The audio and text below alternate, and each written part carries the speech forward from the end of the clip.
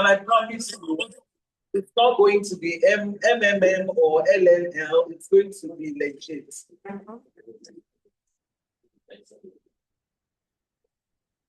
Quick housekeeping before we fully commence. Kindly put your phone on silent.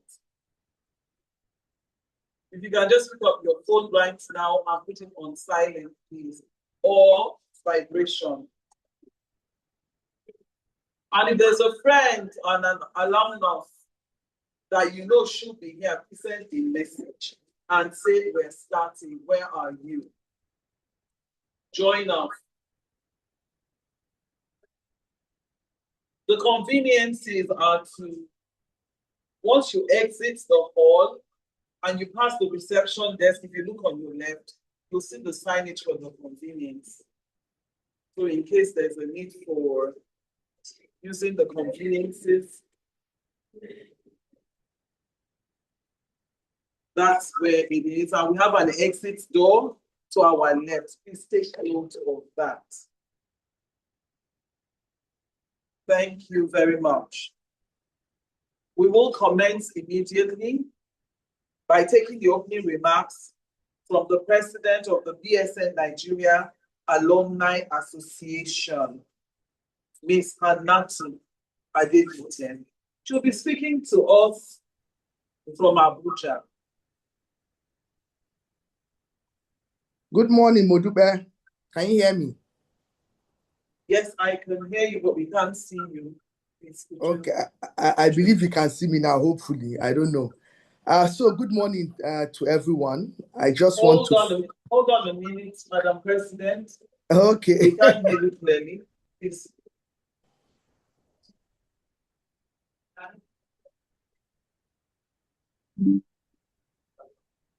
Please go ahead. Okay, can you hear me now? No, we can't. Okay, I'll wait.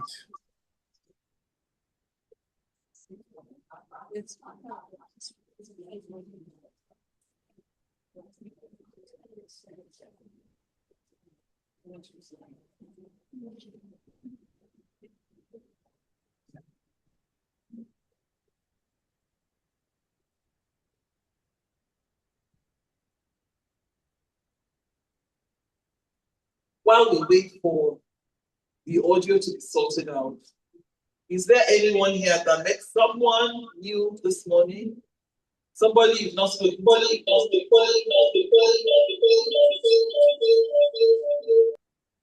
Echo.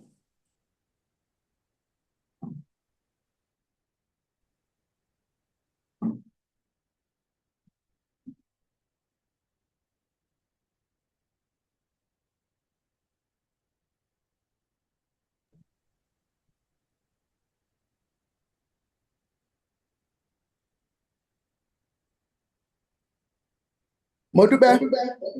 Yes, we can hear you. Okay, can you hear me now? Yes, we can hear you. Go ahead. Okay, I can hear you echoing. Okay, if you can hear me, good morning once again, everyone. Modupe, once again, please confirm you can hear me. Yes, we can hear you and we can see you. Okay, thank you so much. I just want to first of all use this opportunity to thank each and every one of us for showing up today. I do identify that it has been raining cats and dogs for those that are in Lagos in some areas. And so we always know how difficult it is to come out on a Saturday. But I just want to say thank you so much to everybody that has showed up, both virtually and physically. Unfortunately, I couldn't make it due to circumstances beyond my control. I am in Abuja, and I do appreciate each of our speakers for also honoring our invitation. Ironically, one of the speakers, Mr. Wale, was in my own set, Ota 3. We all met in 2005, 21 years ago.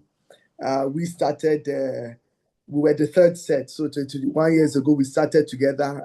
And so Wale, thank you so much for honoring our invitation. I also want to thank ARM Investment also for honoring this invitation. I also use this opportunity to really appreciate our CEO of the Business School Alumni, Professor Larry Wale. In fact, I think he's the bulldozer that keeps pulling each and every one of us together. He has just been so consistent. And the entire BSN alumni team and community, especially those of them that have not slept, calling us, pulling us, and so on and so forth. Thank you so much for just availing yourself. I use this opportunity to appreciate my ESCO. I know that the SecGen and the treasurer are there. Mr. Chukunonso, thank you so much, and Tim Tobe for just being there and representing me. I also want to appreciate all our students, the BSN students, as well as all our alumni members, our set advisors, everybody within the BSN community. Thank you so much for being here today. I just wanted to also highlight the importance of this particular masterclass. We do identify that we're currently in very challenging times, not just locally, but globally. And I think one of the most significant things that has happened in recent times is that people have come to realize that you cannot depend on what you have been doing the same way. A lot of people have found themselves in tight corners due to the economic landscape. So I think it is very important in this dispensation that we identify the need to be able to sustain ourselves and our resources in a way that helps us to live lives that are not just more productive, but sort of insured in terms of all the shock absorbers are there. I do also identify that a lot of people, either when they lose their jobs or their businesses go down because of the changing climate, they are faced with a lot of personal and physical challenges, even some even going into health challenges. And sometimes because investments have not been in place or are not in a way that is sustainable, I mean, we all suffer for it, and it also affects our national development. So I just want to appreciate our speakers once again, because we are here to learn, we're here to grow, and we just want to know how to be investment ready, how to sustain our investments, and how to do it in such a way that is going to be collaborative, because it is our hope that even after this masterclass, BSN as a whole will be able to now leverage on this information, reach out to one or two of you so that we can holistically find the best way for us to also invest as an alumni. So that's another thing we're looking forward to, that we won't just have this session and leave from here. We are hoping that, in fact, that's why the treasurer is also here. We're hoping that after this, the ESCO can sit down and look at how can we now leverage on collective investments through our dues and one or two other things, and then find critical ways to just make even our alumni sustainable. So it's really about both individual investment and collective investment. So I just want to encourage each and every one of us to sit back, relax, to network. Even those of us online, we need to network. And I did emphasize that every time we have an alumni event, we must have a virtual session for those of us that are not in Lagos, so that it is all inclusive and we continue to grow and learn. So once again, I just want to use this opportunity to thank Mr. Wale for being here. I especially wanted to see you. I need to harass him. He's making so much money, and I'm not benefiting from that money. I just want to once again thank Gabriella and Alieza from ARM, and then my always our delectable Modupe Badiru for anchoring this event. Thank you so much, and thank you to all our sponsors and exhibitors. I wish each and every one of us a fantastic session today, and we look forward also to the videos also sort of trending virtually and on all the WhatsApp groups, even after this, the snippets. Thank you so much, and do have a fantastic session today. Madam President, very well delivered. But I wonder, if you did your MBA 25 years ago and you're looking just 40, I wonder how old you were when you started that MBA class. Thank you so much. Thank you. Next, we'll have the welcome address from the CEO, Business School Netherlands, Nigeria, Professor Wale. Please welcome him.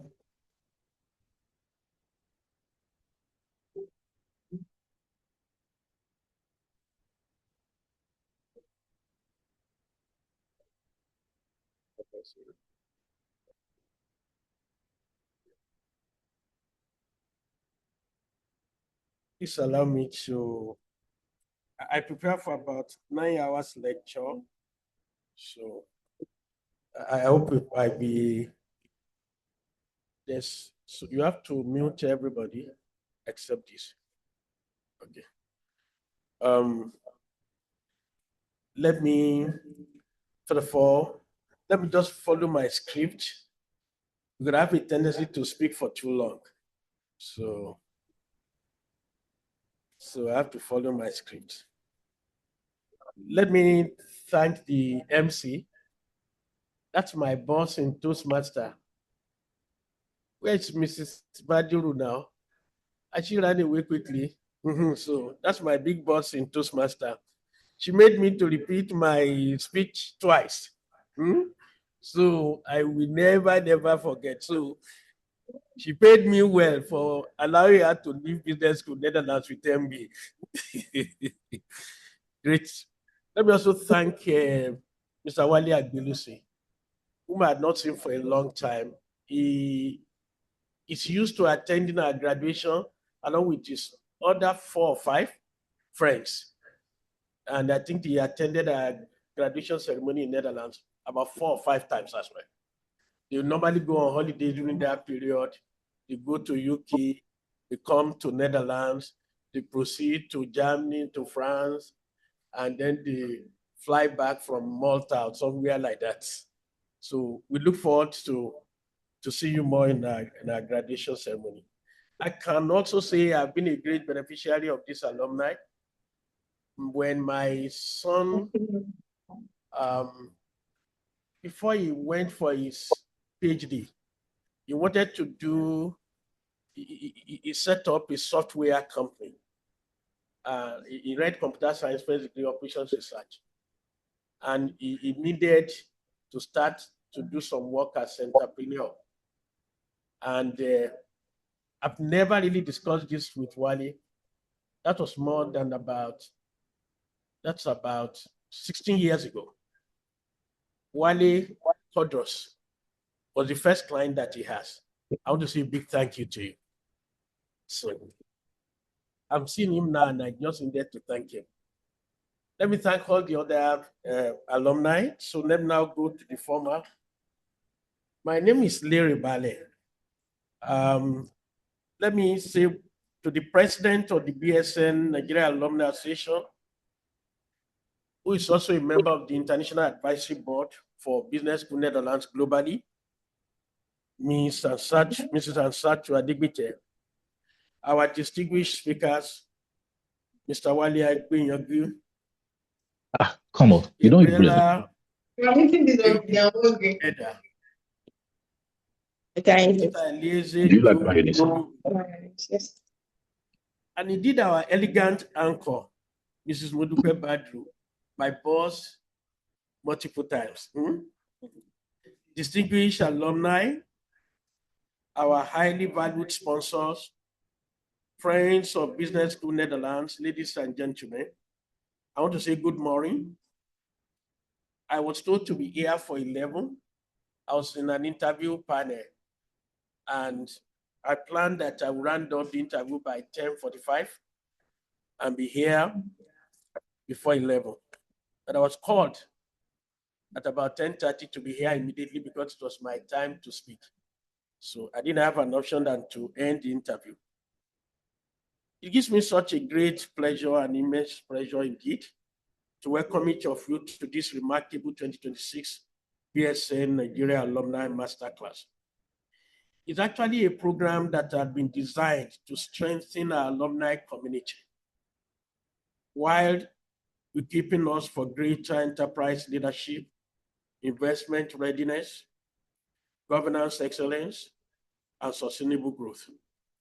As reflected in today's program, the Masterclass brings together sessions of the future of wealth, investment readiness, capital for growth, governance, networking, and alumni engagement. The BSN Alumni Masterclass agenda for today revealed that one of our foremost alumnus, whom I've mentioned earlier, Mr. Wale Agbeyangi, will be leading all the notable professionals in this area. And I'm extremely happy that we have infused people from within and outside the alumni so as to be able to dig deeper. This is more than another alumni gathering. It's a celebration of what a very strong alumni community can become when its members continue to learn, to collaborate, and invest in one another. For many of you, particularly those of you who finished in Nota or who attended at school when we were in Nota or in Wwede, you are used to me wearing bow tie. So it must be a very big surprise that I'm wearing parachute today. Started to wear parachute to celebrate the alumni today. And I started to wear parachute after many years. After my wedding, I wore the next parachute during the wedding of my children. So today I've chosen to wear parachute to celebrate you. I want to commend the alumni leadership. I wish to begin by expressing my sincere appreciation to the Executive Committee of the BSN Nigeria Alumni Association under the able leadership of Mrs. Ansatu Adebite. And your vision, your commitment along with your group, your professionalism, determination have transformed today's event into a flagship alumni initiative. The Masterclass demonstrates what becomes possible when an alumni decides not merely to preserve a network, but to increase its value continuously. I also commend every member of the planning committee, the volunteers, the exhibitors, the sponsors, every individual who has contributed their time, expertise, and resources. You have demonstrated that leadership is service. Leadership is giving of your time or any of your resources. Leadership is creating opportunities for others. So I want to appreciate also our distinguished speakers. Our deepest appreciation goes to our exceptional speakers. You have generously agreed to share decades of practical experience in capital markets, in investment management, in governance, and wealth creation. Our MBA program is not complete without people doing something for themselves. It's one of the reasons why today's topic is very appropriate. Because learning is continuous, it's life-wide, and it's lifelong. So it's from informal learning to formal learning, and from learning from the beginning, from the time you are a baby, even before you have a formal teacher, you start to learn how to breathe, all through to the time when we go back to breathe. So believe that there must be a continuous way to engage you. And I think the alumni have done well. Knowledge becomes more powerful when it is shared. Remember the Confucius quote. What I hear, I easily forget. What I hear and see, I begin to remember. What I hear, see, and do, I begin to understand. But what I hear, see, do, and teach other people or share with other people, I begin to master. And it is the reason why I ended up being a teacher. I want to share the little that I know. And when you share knowledge, it also reduces frustration. So when you are very knowledgeable in an area and there's no opportunity to share, no opportunity for you to also have cause to practice what you've learned, it leads to frustration. But when you have opportunity to practice what you've learned, you have opportunity to also share it. It leads to transformation. My life had been transformed just teaching. And I want to encourage more of you like Agbeyangi. I mean, now that he has made all the money, according to what answer to who knows you more than me, so as stated, it's time for you to go back in academia like a academic. So let me say, I would like to appreciate the speakers. Your willingness to invest in the next generation of leaders deeply appreciated. And on behalf of Business School Netherlands, our entire alumni community, thank you for believing in our mission. I would like to also appreciate the sponsors. My special appreciation to our sponsors and corporate partners. Great institutions grow because visionary organizations choose to invest in people. Your sponsorship is not simply financial support. It's an investment in leadership. It's an investment in enterprise. It's an investment in Nigeria's future. Thank you for believing that developing better leaders creates better organizations and stronger societies. To the BSN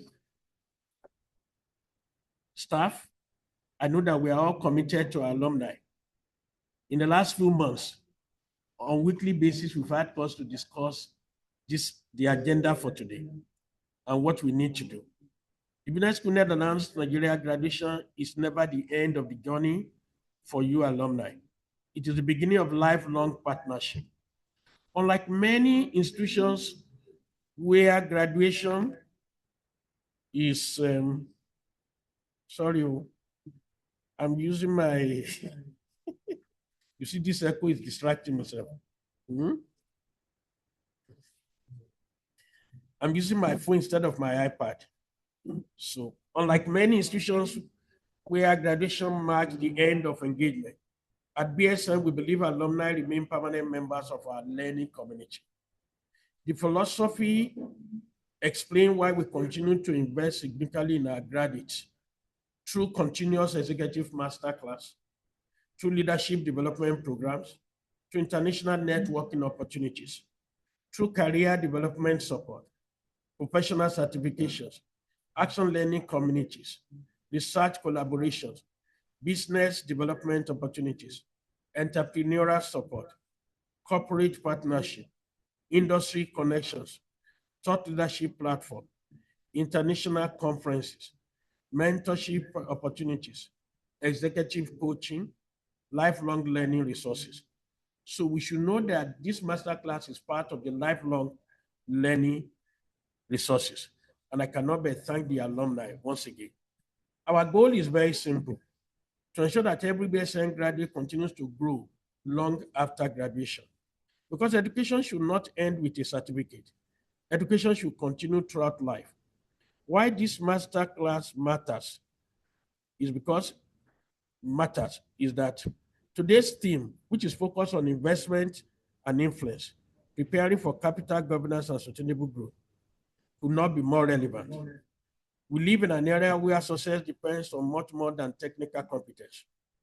The leadership we shape tomorrow must therefore understand wealth creation, capital mobilization, governance, strategic influence, stakeholder management, innovation, and sustainable value creation.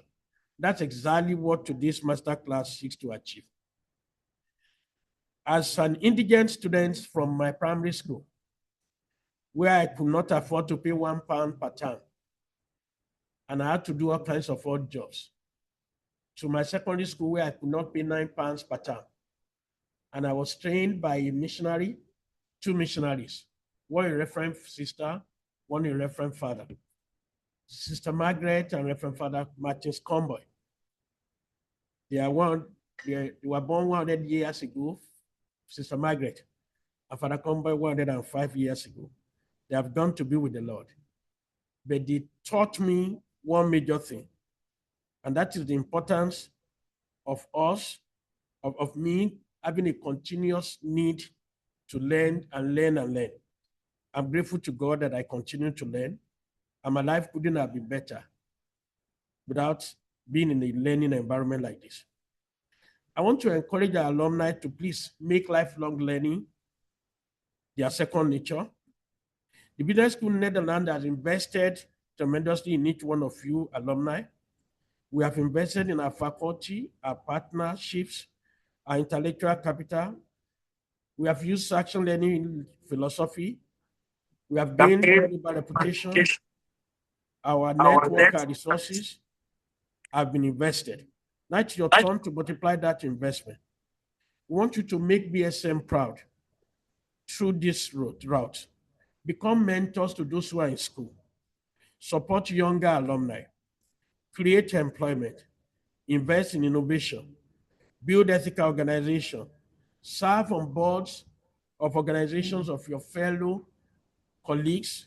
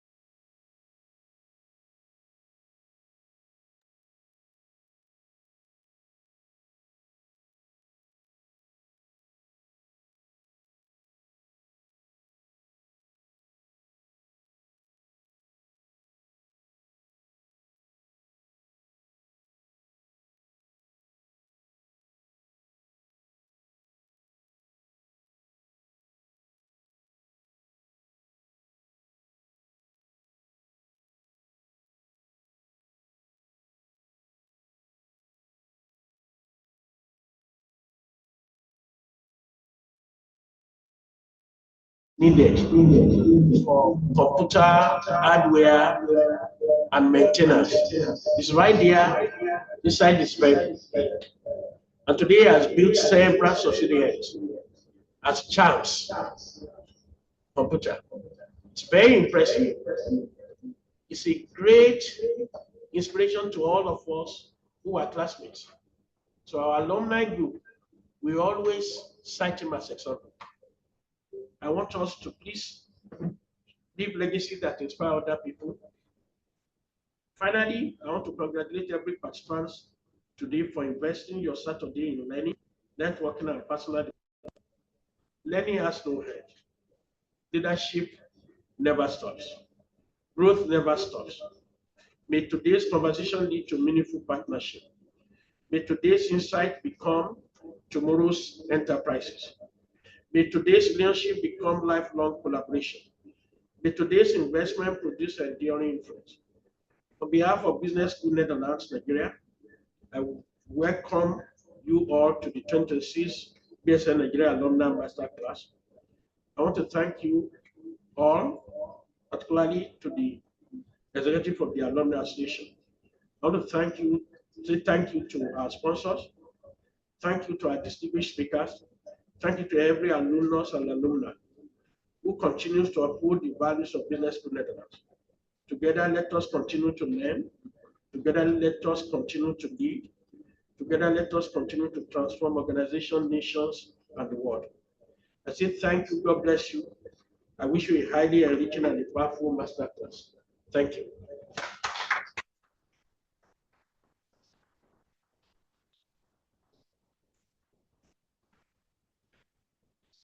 Thank you very much. So another round of applause for Professor Larry Wale. Wonderful message. My key takeaway from his message is this.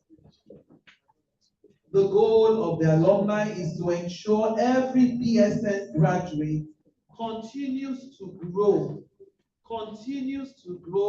long after graduation. So it's not just about getting your certificate and framing it and putting it on the wall of your house or your office, but we must influence society. We must change our world. We must learn to invest wisely. Thank you once again, Sam. The theme for this masterclass is investment and influence. Investment and influence. Preparing for capital, governance, and sustainable growth. Preparing for capital, governance, and sustainable growth. And I think it's so apt for such a time as this that the Alumni Association has prepared wonderful speakers, invited wonderful speakers to help us on this journey of investment, of influence, and of impacting society. LB mentioned that he couldn't afford primary school fees, he could not afford secondary school fees, but people invested in his life. And today, to the glory of God, we have Professor Larry Wale changing the world as a lecturer. Another round of applause for him. Before we go into the first session, we'd like to present a gift to the first person that arrived this venue this morning. If you know you were the first, let me see your hand. If you know you came here first, let me see your hand.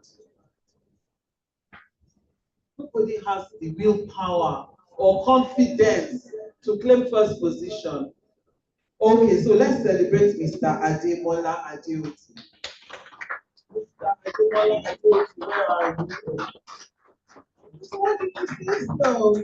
Please come, thank you. And I'd like to call on Mr. Chukwunonso to do the presentation.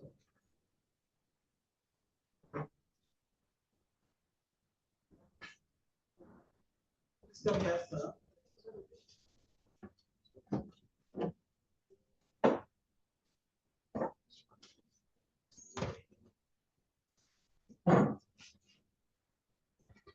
while we are waiting, tell me, how did you manage? What time did you get here? And how did you manage to get there in spite of the rain and the flooding in Lagos? I got for around 9:30.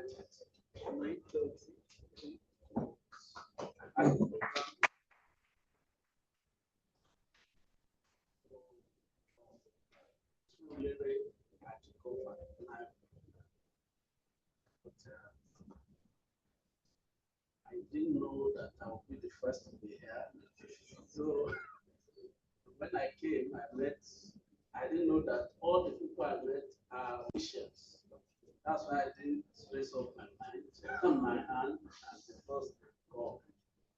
But it was just because I've had it in mind that I will be here early, not to miss any part of this. Thank you very much, Mr. Adimola Adeoti. Lesson learned. Try to come early for every event that you're invited to. Over to Mr. Chukwunonso.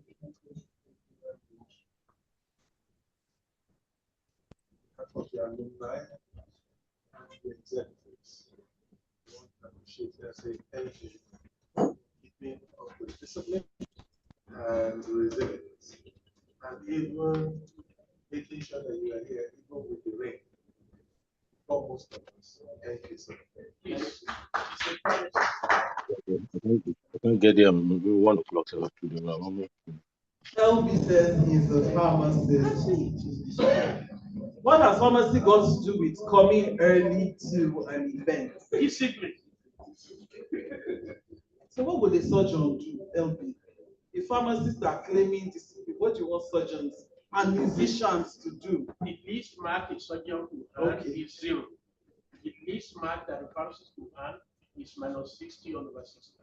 Okay. So they are 2 different things. Noted, noted. Thank you very much, LB. Very quickly, because of our time, I will like to invite the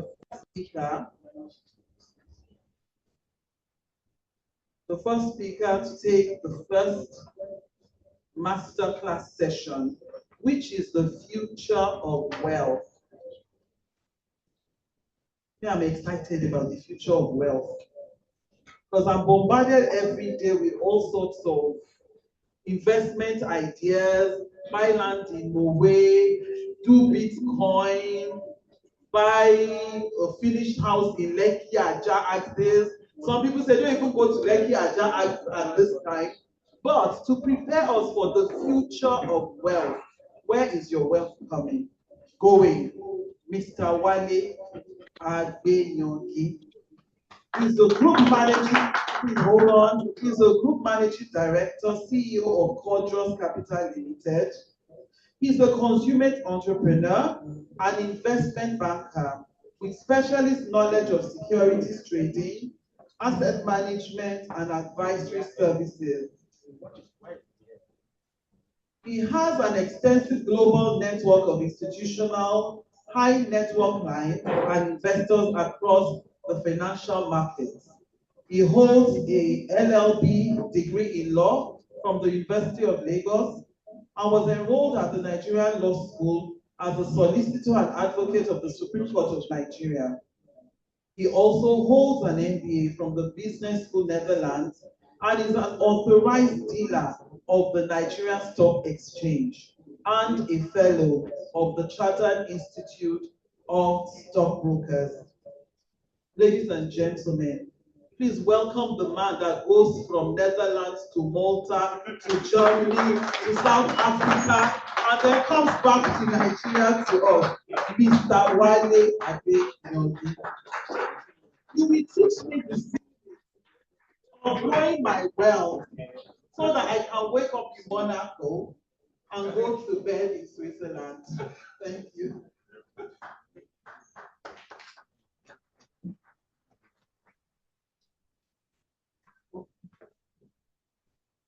Good morning, everybody. I think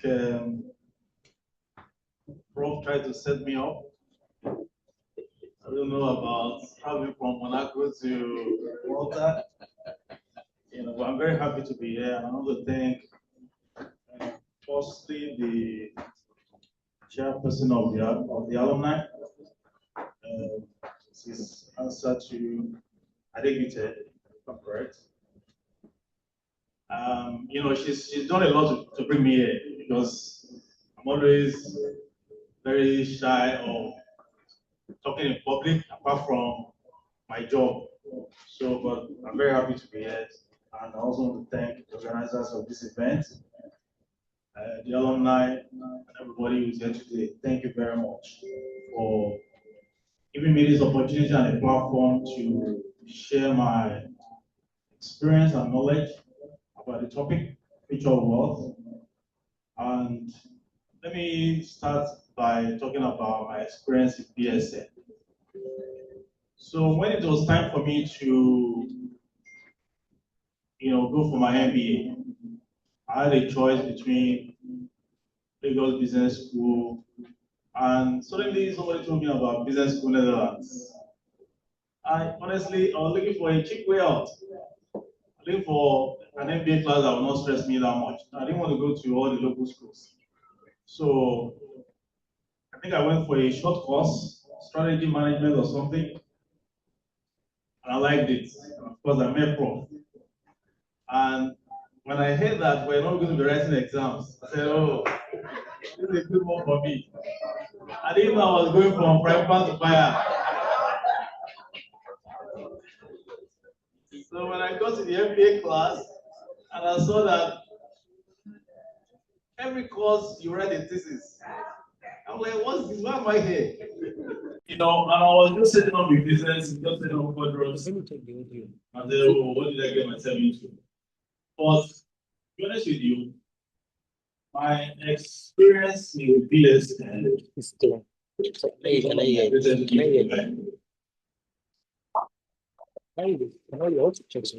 apart from the rich knowledge of faculty, I met lifelong friends in BSN. People who are no longer my friends, but now family. And that's why I hope you guys are all still around your task.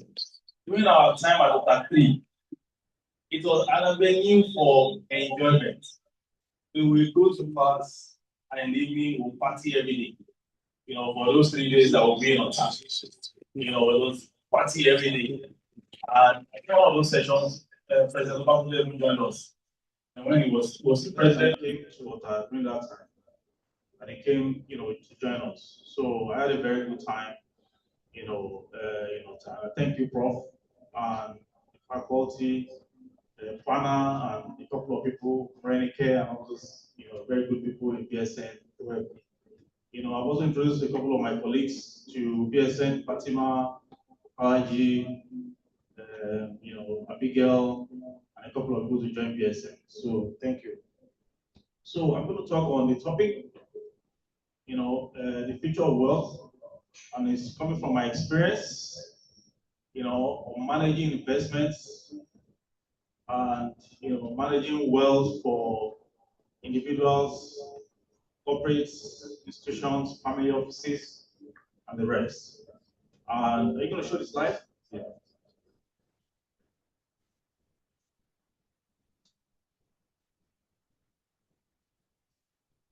And as you all know, I work for a company called Cordros Capital. Been in business for 19 years. Manage people's wealth. We have under management assets, in excess of 750 billion naira. And so I have an idea of what it takes, to be wealthy, how to sustain it, and how to transfer it to the next generation. I have, an idea of how it works. And I would like to share that experience with you so that you guys can also, take some notes and have it in your subconscious, how this works. And not only that, also to help you about changing dynamics for the world of wealth, and where people are making money now and where new money will be made in the future, so that we can also get prepared for, the future. So I like this topic in particular because we had a conference, Cordros annual conference and last year, and this was the topic, and it was really very interesting. So on the content, the content is basically about looking at new dynamics of wealth management, how technology, innovation, and changing demographics are reshaping prosperity. If in Nigeria now, 65% of Nigerian population, is people between ages of 20 and below. 65%. So I have a very, very young, population. And you know that from 65 and above, just about 7%. It's about 7%. So we have, very strong, bright, young, innovative, dynamic, young population in Nigeria. So, I'll take you through, what is going on in the new world of wealth. Next slide. So my attempt is to define what is wealth. And I'm sure you all have an idea of what when you say somebody is wealthy, what does it mean? You say, oh, he's a very wealthy man. And of course, there are many, definitions, but I found two, that are very easy for you to relate to. So the first definition I found is Investopedia, which is an online investment platform. And I'm sure a lot of people know about Investopedia. So they define wealth as the accumulation of valuable resources or assets, including savings, investments, and property that contribute to one's financial stability and security. Very simple. Accumulation of valuable resources, including savings, investments, or property, all the things you own, and it contributes to your financial stability. They define that as wealth. And another, definition came from Merriam-Webster, who defined wealth as the abundance of valuable material possessions, resources, or money. It's total value of assets like property, investment, and cash, minus any liabilities effectively representing the persons or society's accumulated economic power or a given point. Simply, your wealth is your assets minus your liabilities, which is your net worth, the real sense of it. So what you own minus what you owe is your wealth. And so when you see a lot of wealthy people out there, they have assets and they also have liabilities, and that will sum up to their, net worth. Next slide. So, and I've also attempted to define various classes of wealth, 4 in this context. So, the financial wealth, your human wealth, your social wealth, and your intellectual wealth, right? So financial wealth is very simple. What you can see as tangible or that you are used to regularly. Financial assets, cash in the bank, right? Your financial instruments like bonds, stocks, and all the rest. Your businesses, and I'm sure a lot of people are entrepreneurs here.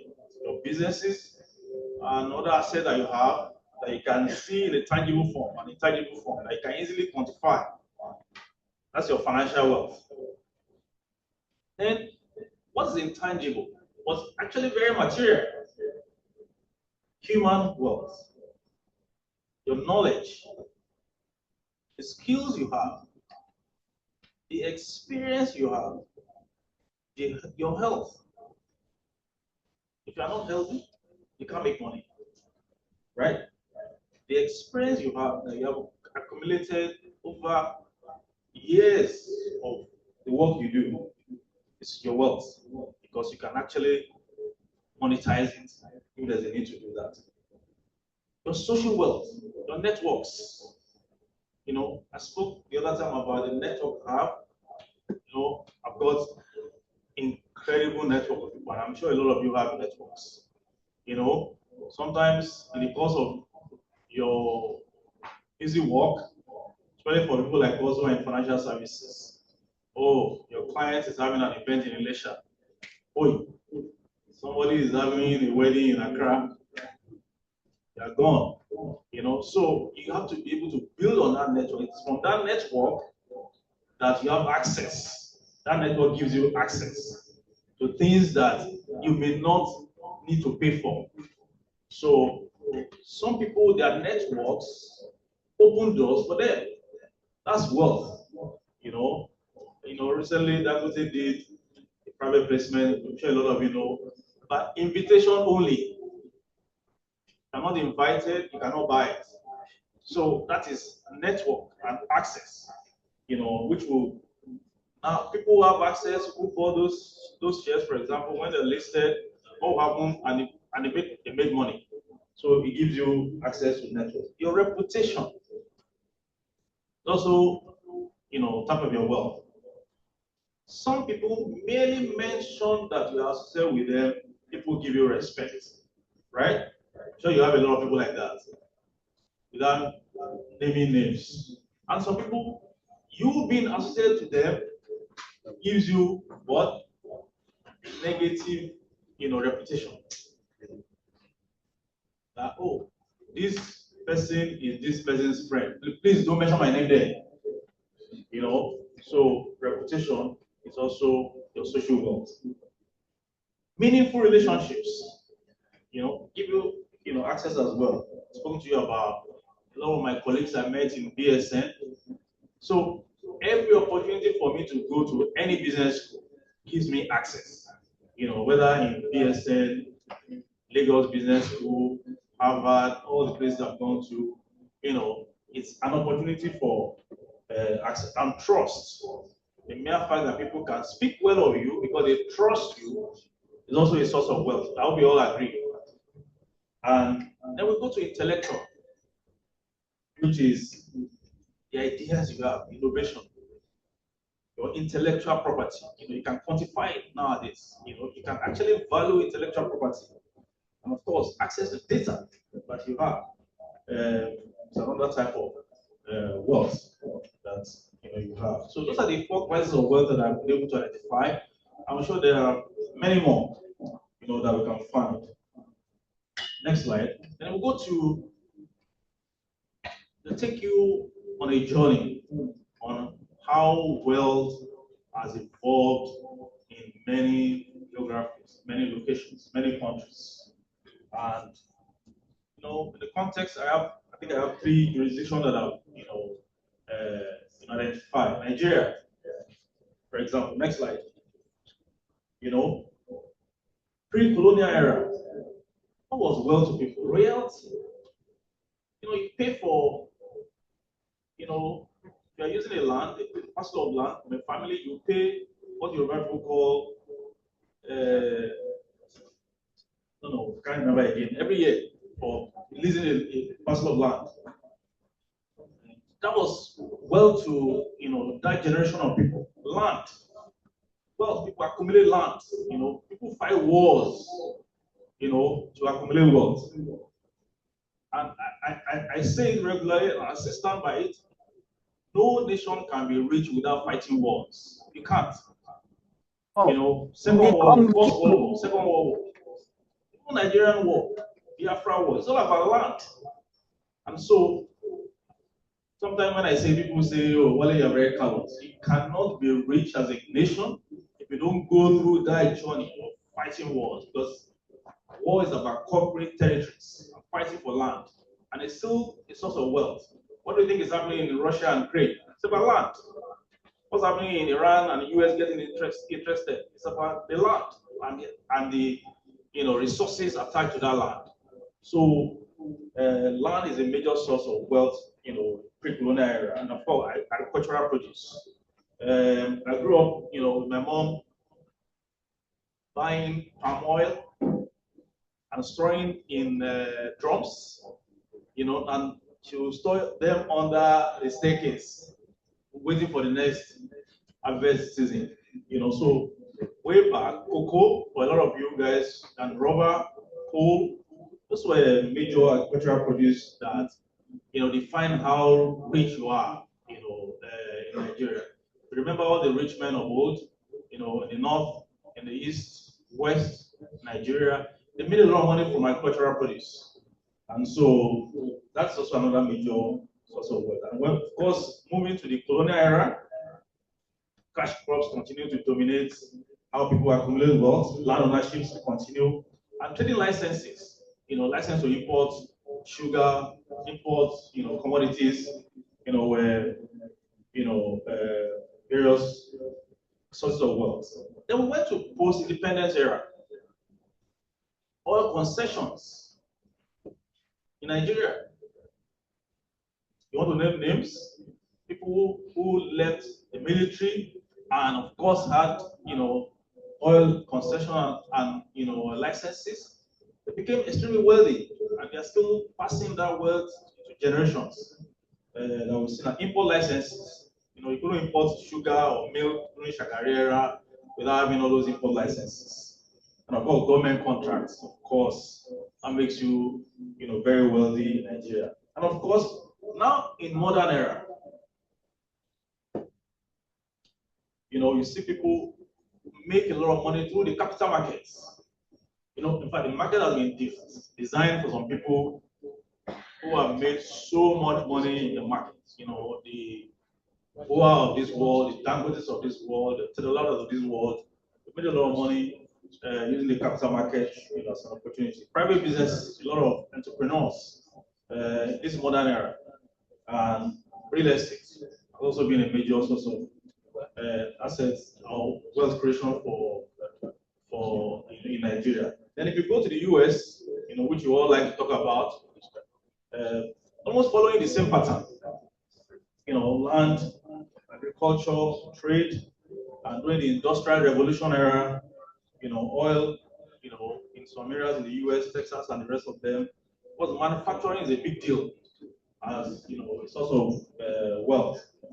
Then you go to the financialization era, which of course, how people have used the capital market. People who are entrepreneurs who lease their companies. I mean, you see their wealth triple. And I hope that people who are entrepreneurs in this room were thinking of that.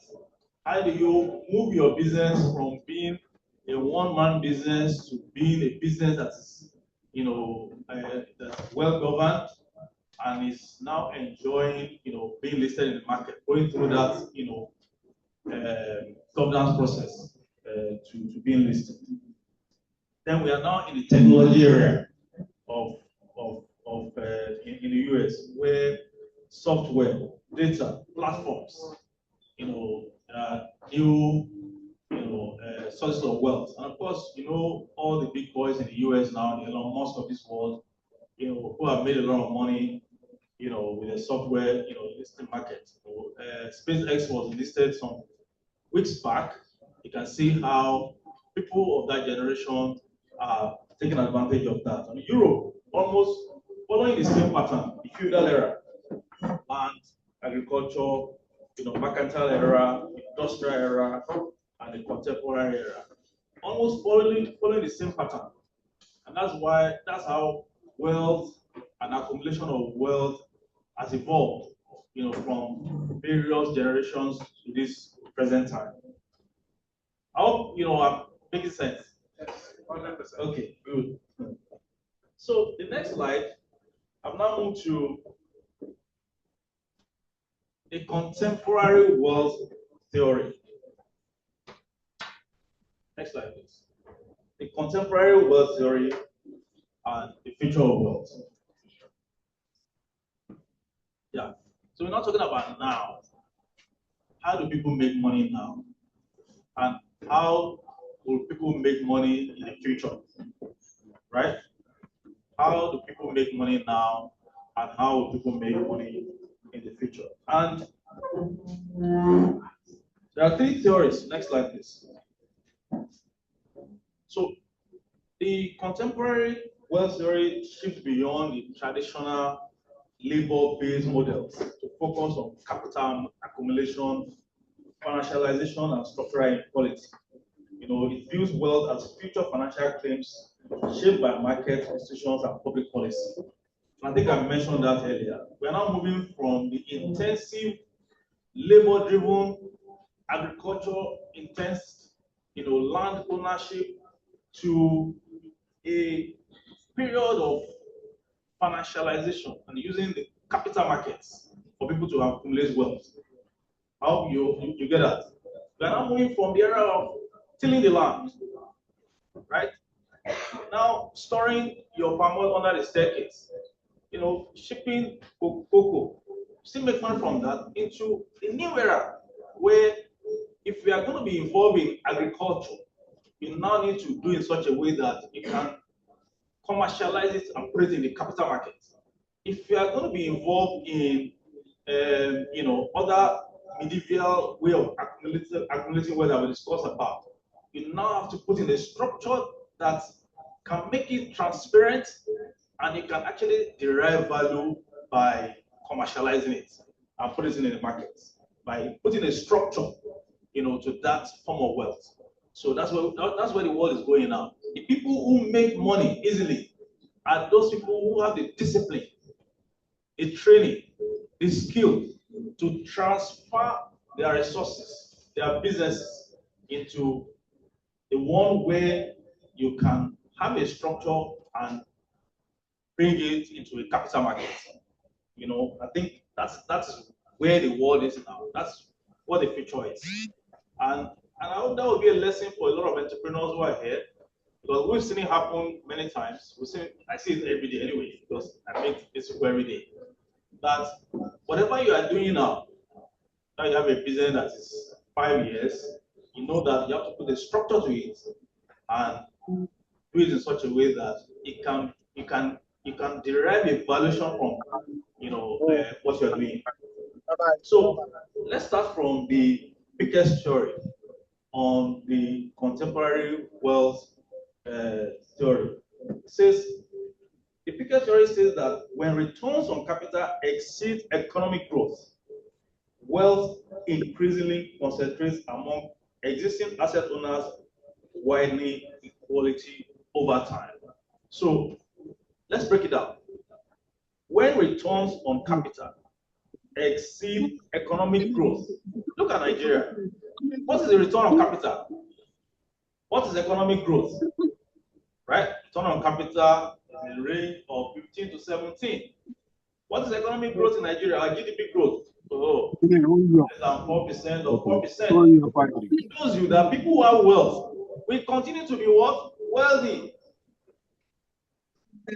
Your return on capital. So if you have money, 100 million, enjoying 150 million naira return every year, and you look at the economic growth GDP of 4%, it means that wealth will continue to be concentrated on people who have that asset. It will continue to widen inequality. So the people who don't have will never have. The people who have will continue to have. That's the story of contemporary wealth. So you must find a way where that resource, that wealth, that will make you to multiply your asset, you have access to it. So you can continue to have it. Because if you don't have it and you are not able, and you grow it, way better than the total, GDP that we have in a country, then you're better off. So you must be able to structure your businesses, the assets you have in such a way that this Piketty theory, you will be looking at this Piketty theory always, right? Then the modern money theory, we talked about, the modern money theory is a school of economic thought that argues that countries that issue their own sovereign, non-convertible currency have much more fiscal flexibility, and it's commonly assumed, central is that the government that creates its own currency cannot run out of money. The US can never run out of money. If they are down, they print more money. Just keep printing. So that's for a country of that nature. Then we come to the intergenerational wealth transfer. And that's why I want a lot of, some of us who are getting to that age of, transferring wealth, you need to take this very seriously. This allows that early life opportunities, education, and family networks shape long-term wealth, so with advantages and barriers often pass across generations. So people who have access to early education, early opportunities, family networks, long-term wealth, it gives you a very good advantage. If you are born into a rich family and you know how to manage it very well, you can transfer it to the next generation easily. If you are well educated, right, you have access to good education, you can be sophisticated and run your business in such a way that you can transfer it easily to the next generation, right? So if you don't have access to that, there's a big difference between you, who was well educated, you have attended PSN, Harvard and all the rest, and somebody who didn't have access to that and is trading in Dumota. That Dumota guy will never have access to the capital market and cannot, multiply assets in such a way that you will do that, and you can transfer it to the next generation faster. So that is that, theory about intergenerational wealth transfer. And I think we'll talk about that more later in the slide later. So that takes me to the global trends shaping the future of wealth. What are we seeing for the future? What does the world say now? Young people say, I watched, a social media post yesterday from one of these young Nigerians talking about the new generation of people that we have now. Young people nowadays, a lot of young people a lot of rich people that we see now, eat their money in their 30s. So probably they have easy access. We have people, Oladiola and his colleagues formed GT Bank in their 30s. Jim was in his 30s when he founded Zenith Bank. Everybody started very early, in life. But things are changing now. People make money on their tablets without doing much. We just sit at home and see a lot of young people in their 30s now, and Banana Island with a penthouse. They're just trading online and making money. So the trend is changing globally, and we have to be ready for that emerging trends. But you see, young people now invest earlier than maybe my own generation and the generation of Prof. There's an increased use of digital platforms. A lot of people now can do almost everything on their phones. There's greater interest in sustainable investing. There's focus on entrepreneurship. A lot of people leave universities now, and before you know it, I'm a CEO of that, young people.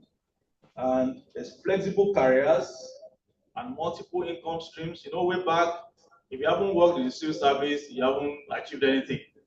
Now it's changing. Young people are doing things differently. What are the growth areas? Artificial intelligence, renewable energy, healthcare innovation, biotechnology, robotics, cybersecurity, infrastructure, digital finance. These are the new growth areas. The people in Nigeria, the young people in Nigeria who, for example, in finance, talk about PAMPay, what are all these pays? Money Point, and all these pays, all pays, they're all young people.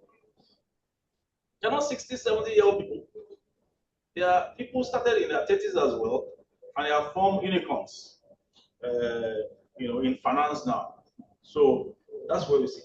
The future of wealth will be digital, to be global, to be borderless, to be artificial intelligence, to be sustainable, to be inclusive, and to be knowledge-driven. AI will augment productivity and create new industries. With AI now, some people can transfer this our meeting and make it look like we are in the US, right? People can do all sorts with artificial intelligence nowadays. Yesterday I tried. I'm not really very good at tech, but I had a chat with one of these, one of these ChatGPT, and I was having a conversation.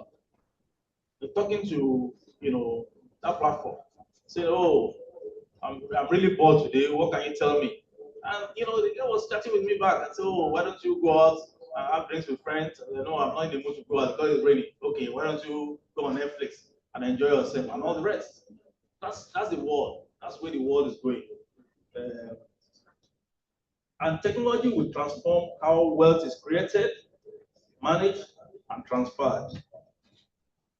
Longer lifespans with technology, there's access to health, advanced healthcare system nowadays, and of course prolonged prolonged well-being. Next, once again to talk about the role of technology. Technology is transforming how wealth is created, managed, and transferred. Digital investment platforms to artificial intelligence, blockchain, and the rest. Robo-advisors, for some of us who are in finance, you just tell the platform that I want to make 100 million naira in this number of years. What can I invest in? Robotics will tell you what to do. Blockchain and digital assets, artificial intelligence in portfolio construction and risk management. That is, what we're seeing now in the world. So for investors, next slide, please. How do we tap into the future? How do we tap into the future? You have to diversify beyond the traditional assets. Why it is good for you to hold cash? Why it is good for you to hold land? Why it is good for you to, invest in the traditional asset classes? You have to diversify beyond those, assets by doing new things. You have to have exposure to technology. You have to have some exposure to venture capital. You have to have some exposure to infrastructure investment, private markets. We need to start, learning how this type of investments are done. Of course, it's easier done when you're working with your advisors, your finance professionals. They will tell you. And we should focus on long-term things. Nigeria is from my experience, Nigeria is a place where most of your clients want to invest for 90 days. Because you never know what will happen tomorrow, right? Anything you're doing now, please, 90 days, 30 days, right? But, for the future, we need to think long-term. How can we invest in artificial intelligence and make money?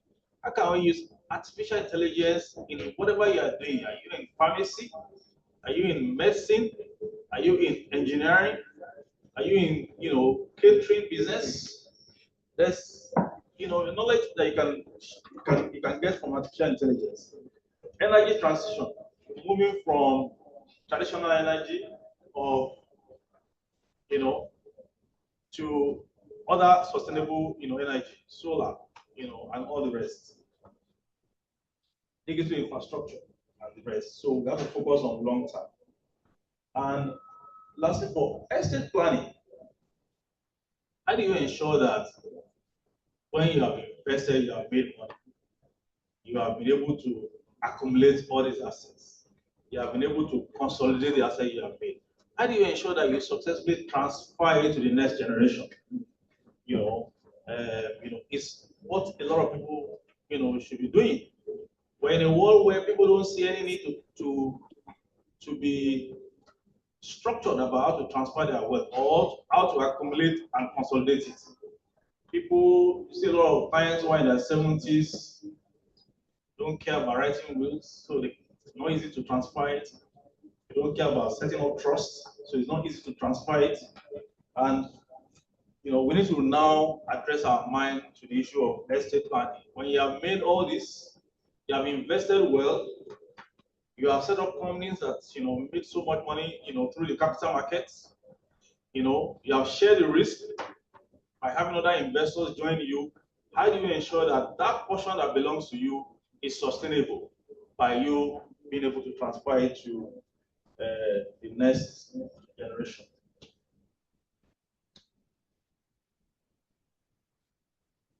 For people here who are wealth managers.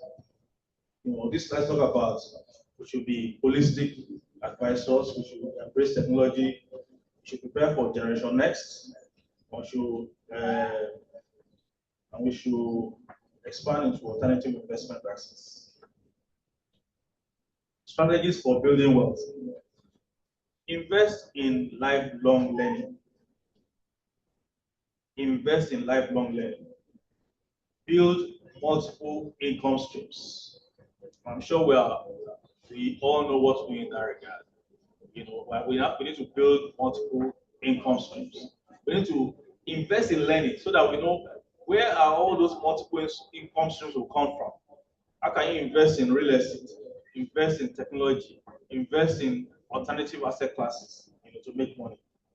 How can we invest consistently? You have to be deliberate about the art of investment. And how can you think globally? Don't think about, just doing a job or just doing a susu and doing all that. You have to be more sophisticated about, invest. And of course, I'm talking to people who are sophisticated in the room because we're all, PSN alumni or students. So I expect that we'll be more sophisticated in our investment style. How will you, shape, what's your mindset for the future? If you want to create wealth, learn continuously, adopt quickly. If you see that things are changing, make sure you're talking to the right people who can also help you with the new dynamics. Solve meaningful problems and build lasting value, create positive impact. What are the key takeaways, from all this that I've said? So, number one, wealth has continuously evolved from physical assets such as land, commodities to financial assets, and increasingly to intangible assets driven by technology, innovation, and human capital. Don't forget what I said. We're now moving from a labor-intensive, way of accumulating wealth to a more structured, technology-driven way of making money. So we must address our minds to that things are changing. It's not just buying land, it's not just buying, agricultural, products. It's now moving to a more structured way of investing, of sharing risk, of using technology to accumulate wealth.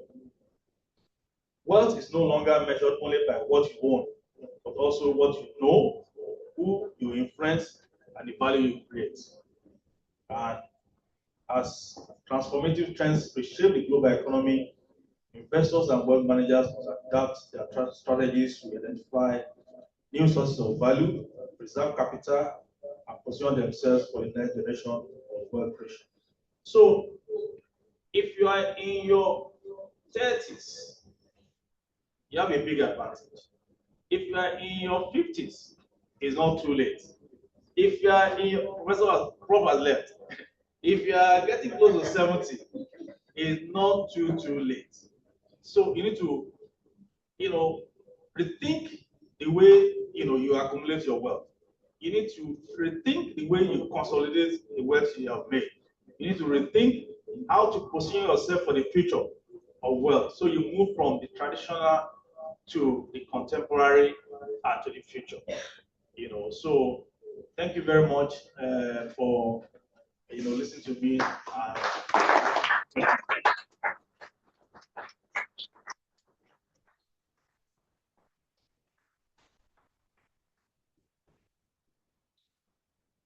Thank you very much, sir.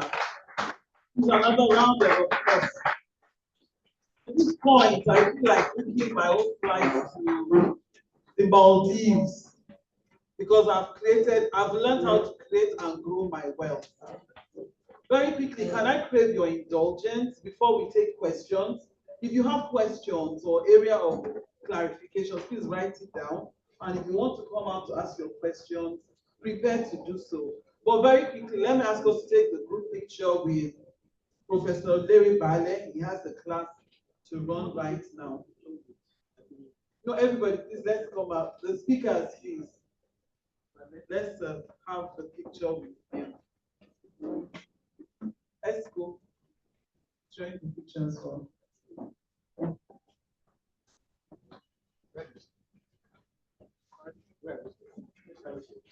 don't know why.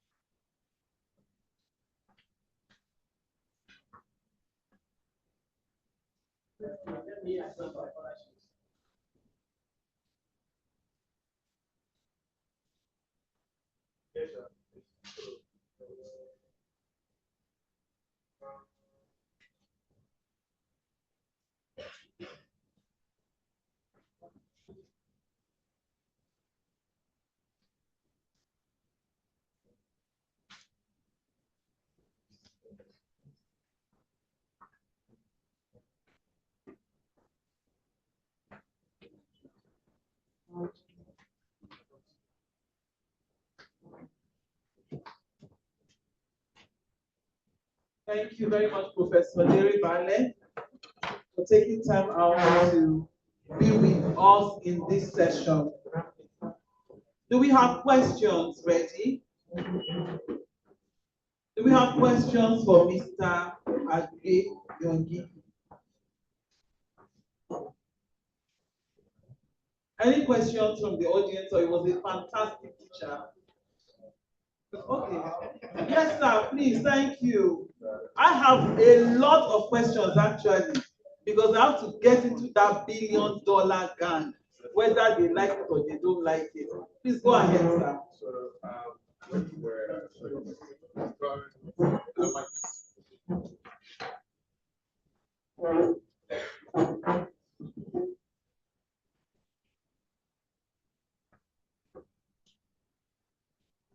next, you said something about the investment in around 15 to 17 correctly, and we compare that to GDP growth of 4 to about 5%.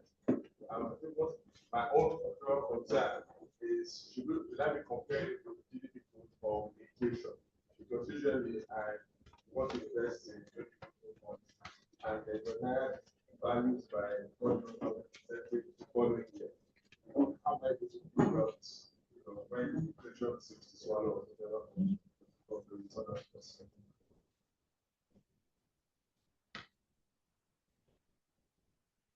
Did you get the question, sir? Yeah. Okay. Any other question? All right. Should we take all the questions together, or you will answer them one by one, sir? All together. Any other question in the house, please? No. Are you going to somebody? Okay, my own question, so you can answer it together. The future of wealth. The impression I got is that you have to have a lot of money to begin with to be successful. So I'm growing wealth that I already have. Could you help us, especially in this economy, to, I'm not saying you should double money, but multiply the little that we have? How do we do that successfully?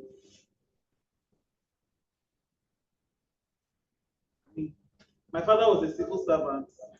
I don't have that leverage. Oh, but I have good network and net worth, yes, but please help the middle C class, D class that wants to grow well. What do we do?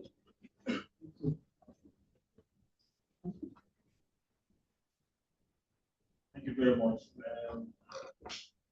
have two questions.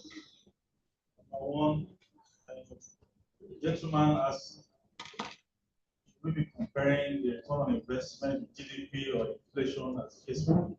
I think that theory, biggest theory we're just talking about, when you look at your own return, right, and how well the nation, through the gross domestic product, how the nation is improving its own wealth, you are probably doing better as an individual than the country. And so it means that you, as somebody who is wealthy, will be in a better position. And of course, inflation is a big issue. If your return is much lower than inflation at the loss, which is not real for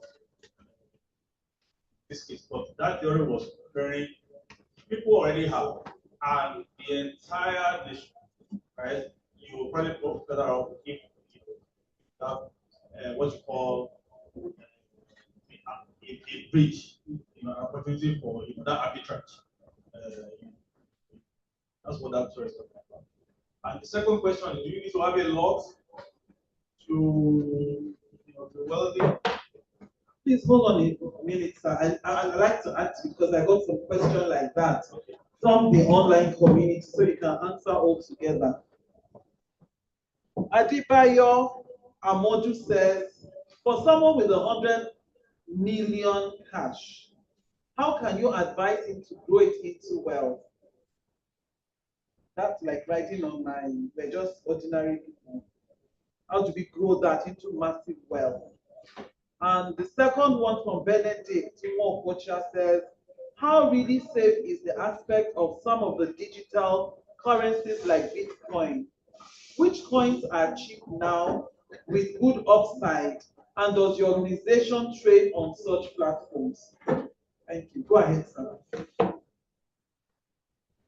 Okay, so coming to the second question, which is, do you need to have so much to be wealthy? I think the answer is you have to start from somewhere, and you have to have the discipline, and you need to have the knowledge, of savings and growing your wealth. There are many, investment opportunities that will encourage you to start from as little as 5,000 naira, and you grow it steadily. If you listen to me carefully, I said there must be consistency in your investment. And some people, do not even want to do anything. You can start by buying mutual funds of 5,000 naira. Have a discipline that on my salary, I will save a portion in my financial planning journey. And you grow it, little by little. And when you have that discipline, you are on that journey already. And of course, increase your knowledge. Speak to professionals, and that will help you. Nothing is too little to start. Not doing anything at all is where the problem is. Somebody spoke about 100 million. 100 million is a lot of money. When you have 100 million, you're already big. And of course, you can also being disciplined and talking to the right people. I mean, from my experience, a lot of Nigerians don't like to speak to professionals. They like to listen to people who will tell them what they want to hear. And when anybody tells you that if you give us 10 million naira, we'll give you 5 million naira every month, you're going to lose that money. If you are very careful to increase your knowledge and you get to know what's happening, you cannot outperform, what is going on. If treasury bill is doing 50%, somebody tells you, oh, give us money, we are investing in one farm, we are investing in something, we'll give you 30%, 40%, you are going to lose that money. So, but people don't want to hear that. So, my friend did it, and I also want to do it. So, we have to be very careful. And, 100 million is a lot of money. You can grow it, by making sure you diversify that portfolio and don't put that 100 million in just one asset class. You can, when you talk to your professionals, of course, they will, and of course, you can get in touch with me and any of my colleagues here who want, any advice on how to invest. So someone talk about digital platform, Bitcoin, how safe is it? I always encourage people, right? Any form of investment that you want to make, you need to understand it first. You must take your time to understand what is Bitcoin, what are digital assets. But if you don't, really want to understand it, and you just want to say, oh, somebody is an FX trader, and we can give him, 1 million naira, and give us 2 million naira in future. You don't get to do this one. you need to take your time to understand, you know, the way things are done. You know, for us, you know, because I mean, market operator, the market is just getting to a stage where a lot of these sophisticated, you know, asset classes, like digital assets, and we are just being encouraged to do it, and it takes time. So we do not have any official, you know, platform for trading it. But some people, you know how to trade it. But for us, we really are not that into that digital asset space now. I think in the next 2 years, we'll see, you know, our stockbrokers and other investment managers now offering those services as we increase our knowledge in that space. So let's be very careful on who we talk to. Make sure you are talking to professionals. Make sure that you do not expect to make humongous returns because they are going to, you know, make wrong decisions. You will fly. Very bad. You know, I think that's what I'm saying. Just speak to the right people and don't expect too much. You know, and you'll be okay. Thank you. Thank you, sir. One last one. I pray for indulgence. What is the role of debt in getting or creating wealth? Can you actually be wealthy without borrowing? Of course. I mean, the biggest billionaires in the world, they live on debt. And of course, you have to take that, you know, with caution, right?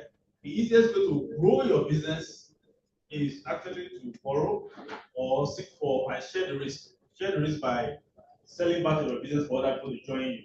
So you share that risk with other people. Let's assume that you started a business, a pharmacy business. I don't know why I keep going to pharmacy. I like the business, yes. You know, so when you get to a stage where you're growing it, you're having new branches, right? And you are structured, you have governors, you have directors, you have, you have to share that risk with other people by probably selling some equity to other people or by listing that business, platform exchange. Then you get to a stage where you can come to the capital market and raise capital through debt, by expanding. So there's nothing wrong in taking debt. Of course, take debt caution. Taking debt means that you have a responsibility to manage that debt in a way that you can pay, whoever you borrow that money, the interest. Some people take debt and they think this is a form of entitlement, and they do not have any. They don't think they have any responsibility. I have people borrow money from banks, and when the bank comes calling, say, "No, but I paid my principal now. So why are they disturbing me?" Well, that's an irresponsible way of handling debt. And of course, people you probably not able to make so much progress. Because the risk management, credit management framework in Nigeria, any debt you take, you are in the credit register. So the next person will not lend any money to you because they know you borrow from bank A, you didn't pay, you borrow from microfinance B, you didn't pay. But when you borrow and you're responsible for paying back, then you have access to more. And the more you borrow, the bigger your business becomes. So I hope that. Thank you very much, sir. I believe that answers the question. Yes, you can borrow, but borrow with integrity, with intention of paying back and not running away. Disconnected. I'm sorry, we can't take any more questions. Or can we?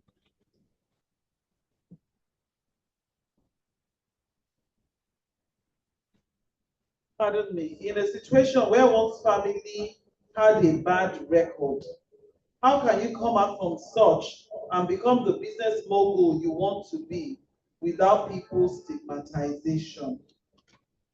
Final question. Sorry, if you don't mind repeating that again.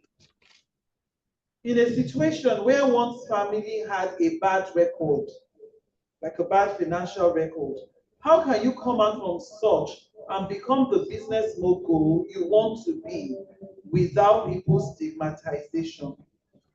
I think there's always a second chance for everybody, even in a very bad case. If you are from a family with a very bad reputation, maybe of borrowing and not paying back, I think the best thing for that person, if you are still attached to that business, to be transparent and to take ownership. are part of it, say, hey, I don't think we did well, so now we want to clean the mess. Be transparent. Talk to your creditor and find an arrangement where you can take responsibility and you will start small again. And as you're growing, the reason why you set up bank, the only reason why banks exist to give credit, that's the primary function of the bank or any financial is to give you credit. So that's what they do. So if you have that sense of responsibility, you take ownership, transparent, I'm sure with mutual understanding, that person can clean up the bad representation and lenders can continue to support that. That's fine. Thank you very much, sir. Thank you. Please, a round of applause for Mr. Wale.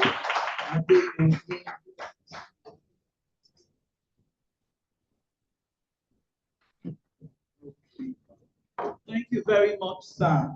The future of wealth. Key takeaway from me, for me, the future of wealth is borderless, is limitless. It's not like, oh, you need to own land. No, it can be intellectual. It's within you. It's in your giftings. It's in the work of your hands. And as long as there's integrity, you can borrow, you can fund your business, you can grow wealth, you can leverage, there's network. And that is one of the things one of the benefits of the meeting we have here today. Thank you very much, sir. I hope I can reach out to you in another year for investment of my billions. I will have hit it by that time, by God's grace. Thank you very much, sir. Please, a round of applause for him. I'd like to invite the ESCO to please take a picture with Mr. Agbeyangi before he leaves. Group, ESCOs, please.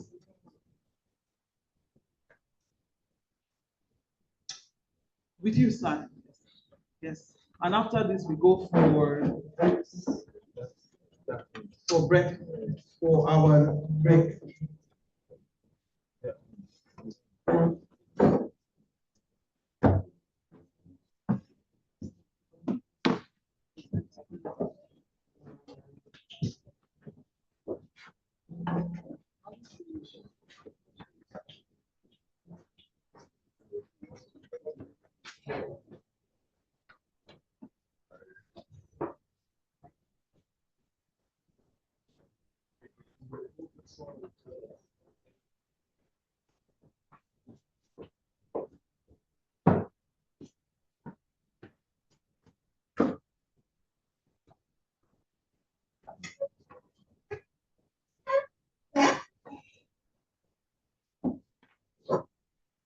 Thank you very much, sir.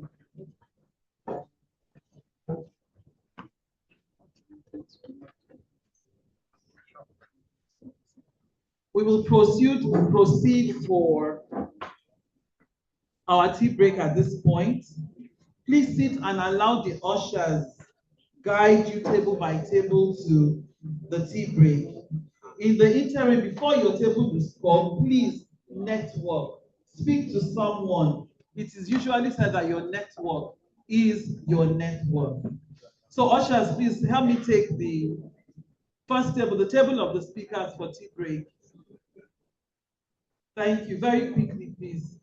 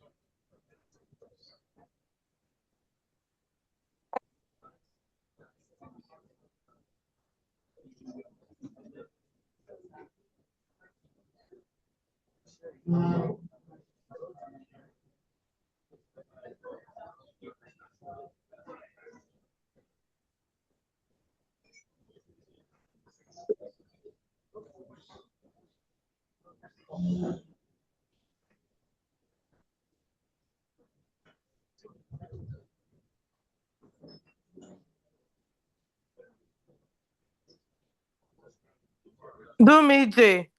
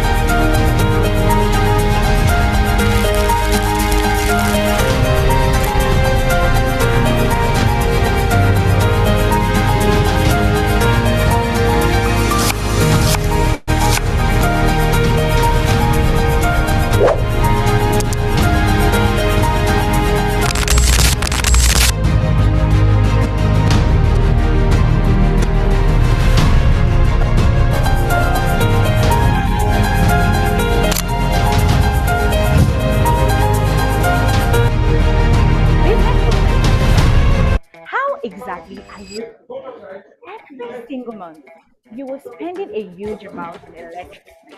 Let's not even talk about generator and diesel costs whenever you need backup power. Imagine using the money you're already spending on electricity to own a solar system for your business. That is where check of solar financing comes in. You can access up to 100 million naira for your solar installation with just a 30% down payment, then spread the balance to 3 to 18 months with convenient monthly repayment plan. Business owners on the Band A, how exactly are you coping? Every single month, you were spending a huge amount on electricity. Let's not even talk about generator and diesel costs whenever you need backup power. Imagine using the money you're already spending on electricity to own a solar system for your business. That is where check of solar financing comes in. You can access up to 100 million naira for your solar installation with just a 30% down payment, then spread the balance to 3 to 18 months with convenient monthly repayment plan. Business owners on the Band A, how exactly are you coping? Every single month, you were spending a huge amount on electricity. Let's not even talk about generator and diesel costs whenever you need backup power. Imagine using the money you're already spending on electricity to own a solar system for your business. That is where check of solar financing comes in. You can access up to 100 million naira for your solar installation with just a 30% down payment, then spread the balance to 3 to 18 months with convenient monthly repayment plan.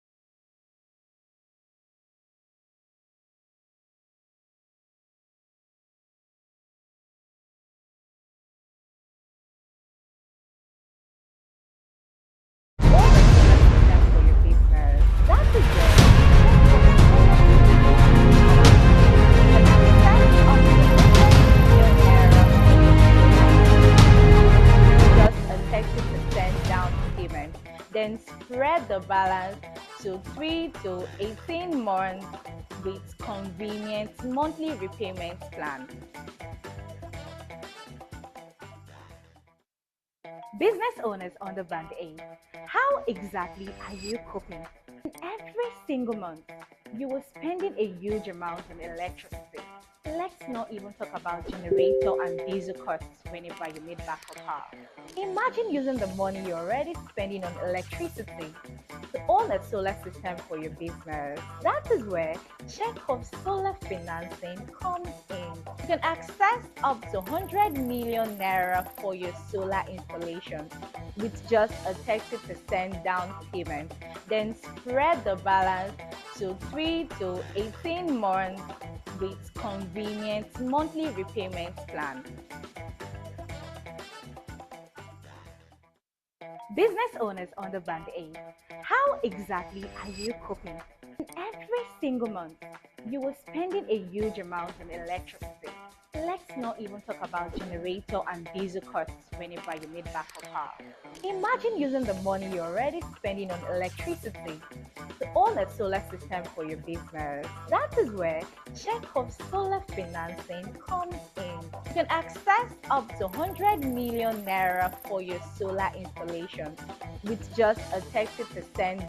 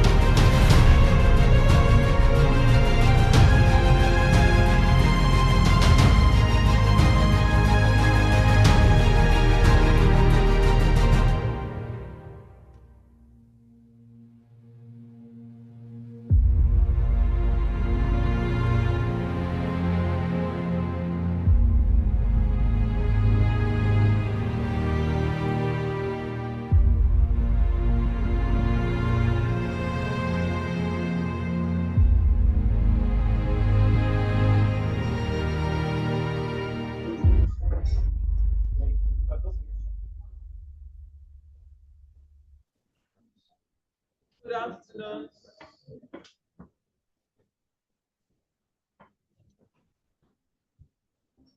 Good afternoon, ladies and gentlemen.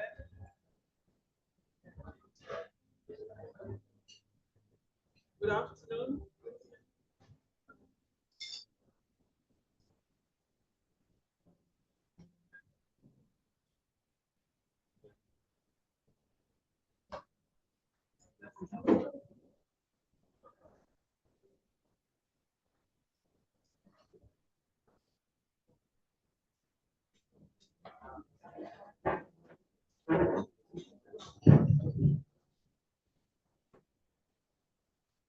Good afternoon, ladies and gentlemen.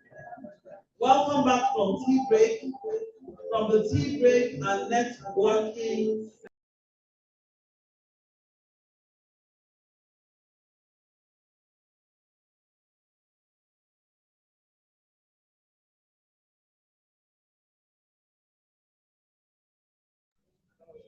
Yes, the lady in the black top. As we prepare for our next masterclass,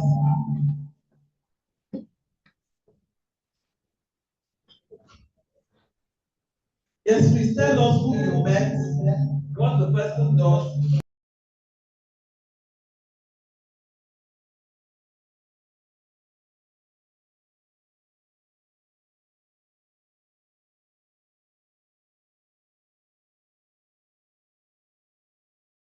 I took an interest when I heard she was the best.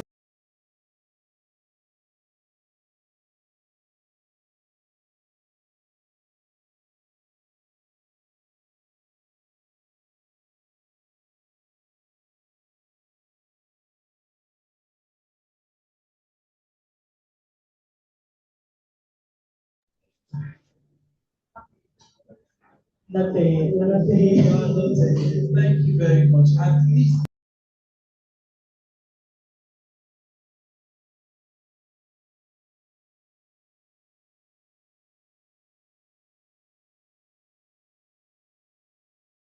taken by two wonderful people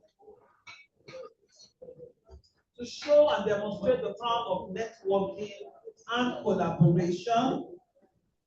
The two of them will be taking the session titled Capital Attraction in Nigeria. Capital Attraction in Nigeria. I know I want to attract and grow capital. Capital attraction in Nigeria, what investors really look for. What investors really look for. And as first speaker for that segment is Ms.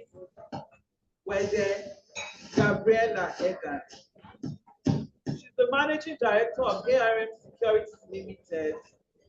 She was appointed in April 2025, and she's got over 10 years of capital market experience, spanning equities and fixed income trading, investment research, and client advisory.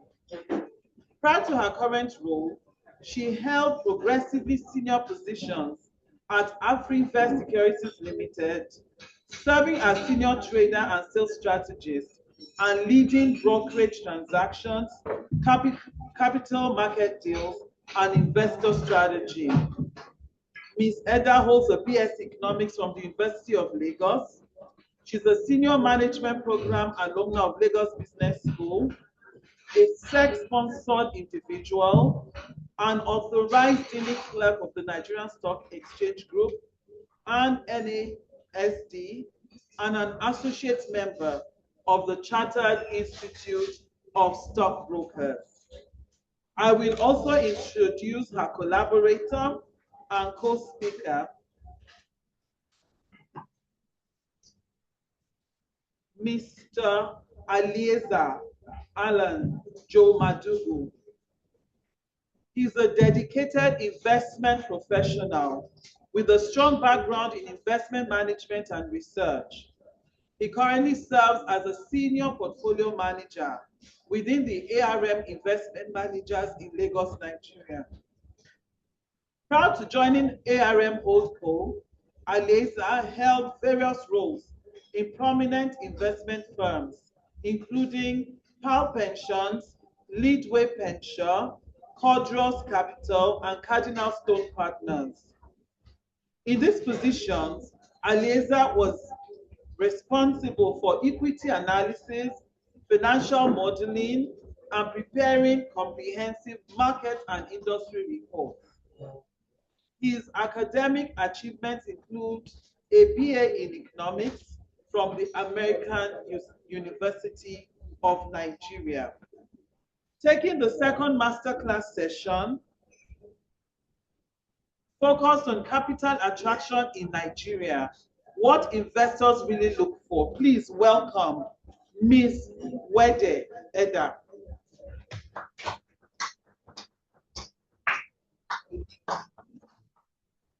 For the first part, and she will be followed closely by the session of Mr. Alieza.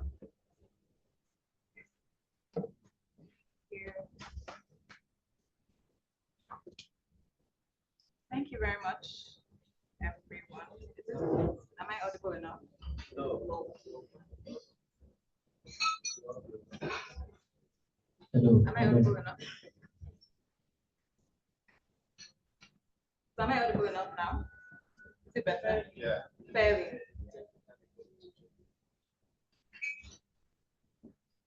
So this is better now, right? Okay, great. It's really a pleasure being here today. Thank you all for having me, and thanks for the introduction as well. So I think before I start, because this is majorly focused, our presentation is majorly focused on where the capital is now in the current climate in Nigeria.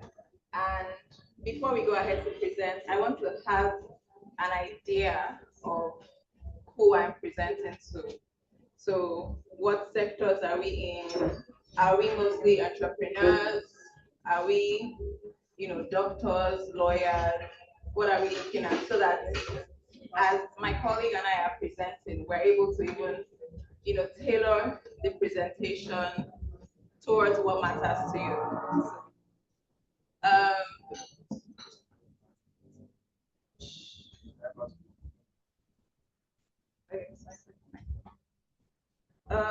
We're a diverse group, I assume, yes. But who is in the maybe medical industry? Okay, so we have doctors and pharmacists, lawyers, finance. Who's in finance? Okay, so we're a lot here, or at least from what I can see, maybe the majority. Any other sectors? Retail. FMCG, retail. Okay. All right. I see. Okay. All right. So I think we can start. And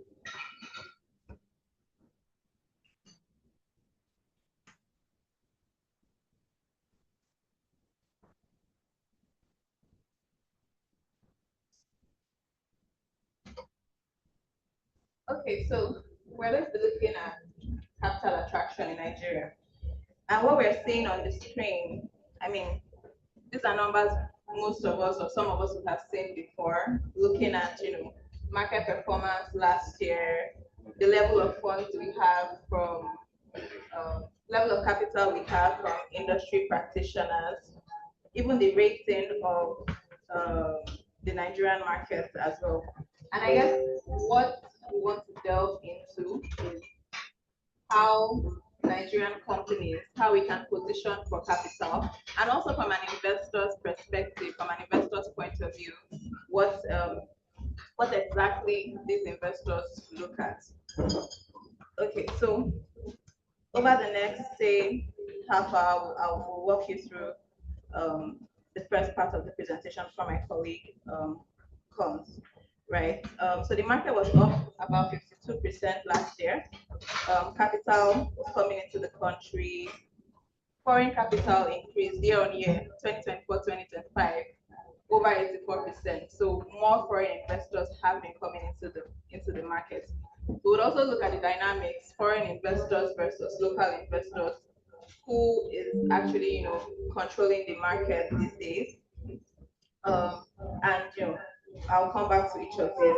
But the short version of the summary is that there's more money around than has been for a while, and we just need to know where it is and why it isn't reaching everyone equally.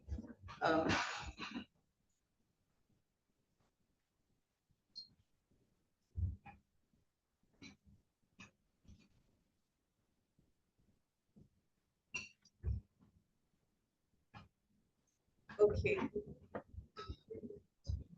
Okay, so this is essentially the premise that I'm working with, that we're working with. So money is coming back to Nigeria, and we've gone through, after let's say 2022, 2023, some part of 2024, we've gone through some brutal times, and a lot of hard decisions were made, right?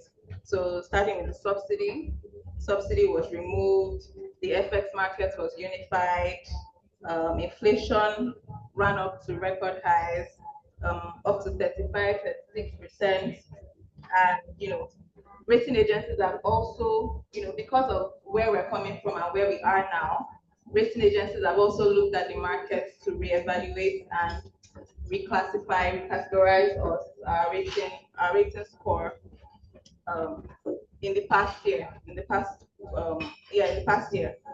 So, but being a good, so it says that the story is currently good, right? But being a good story at the country level, it doesn't necessarily translate into the country is good, doesn't necessarily translate into, as a company coming to the market. That's not exactly my story, right? So what would investors really consider, right? People would want to put money into businesses that can show them specific key things, because the average investor or a good investor will be skeptical. And in subsequent slides, I would also go over what that skepticism is, and how, if you're coming to raise money, how you can navigate that to be successful. So I know the former finance minister also pointed out, from the Eurobond investment that came into the market sometime, a federal government dollar bond that came to the market sometime last year was successful, and it just basically showed the increase in sovereign trust, that foreign investors and even domestic investors have in the market. So where, if we're looking at where the money sits today, who are the market participants that have the money, right? We'll look at, okay, their pension funds, investment managers, insurers, small businesses. So we are essentially going to look at where this money sits, the landscape, the size of the pool, what investors are actually saying. So like I said, it's a good story, it's a good macro environment, it's a good story for the country, especially based on where we're coming from, right? The Africa Venture Capital Association also, have reclassified, investments in Nigeria. What signals do these actually read, right? And how do you position to catch it? Okay, so I will speak more on part 1, part 2, part 3, some parts of part 3. So moving on to how the landscape has changed, and fairly literally, almost everything the investor looks at, macro numbers, the credit ratings, policies that have been put in place and even the performance of the equities market, right? Everything has literally changed. So looking at 4 major indicators, I know the last speaker also spoke on GDP growth rate, and for the first time in a long time, it's crossed 4%.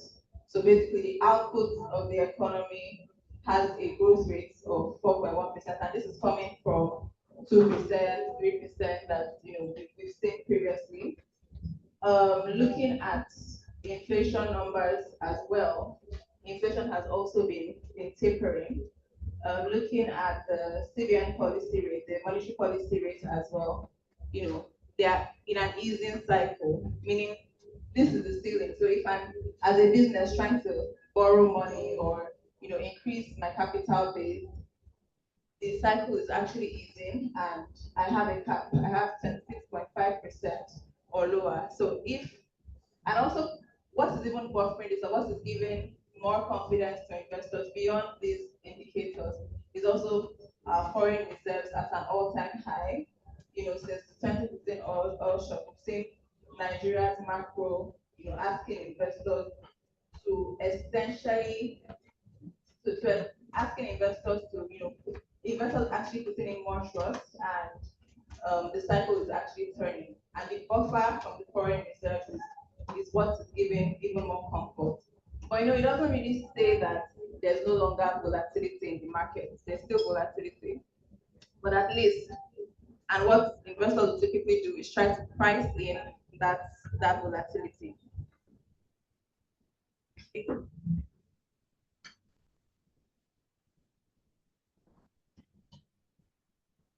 Okay, so I had also spoken about the rating agencies changing the narrative. So 3 out of global rating agencies have also improved on their ratings. So re-rating us to Fitch related us to B, Moody's, and the S&P as well also revised their ratings.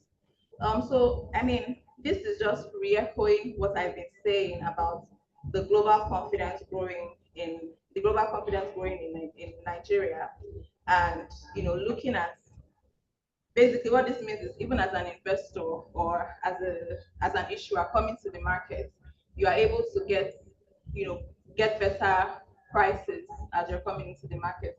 And my colleague will also speak to specific transactions that have happened in the capital markets over the past year, over the past 1 or 2 years, that can actually reflect the market appetite, and also some investments that are coming to the market. So what else does this tell us? This is basically saying, it seems like, fine, these rating agencies are giving us new ratings, but it's actually speaking to Nigeria being upgraded, right? So we saw it in the Euro bond, the dollar bond that was issued last year, right? We saw the pricing that the 2031 Euro bond compressed to about 250 basis points, right? And we continue to see it in even the interest across the capital markets. All right, so money is essentially coming in.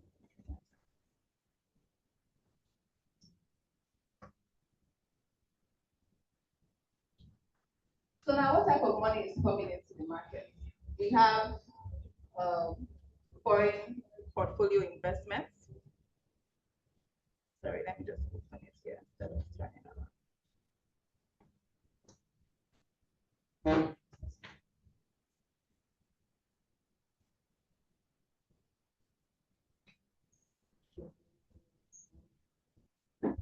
Okay, yeah, so portfolio investments, foreign direct investments, basically types of capital imported into the country. Of course, the highest is still foreign portfolio investments, which is basically hot money, short-term money coming in.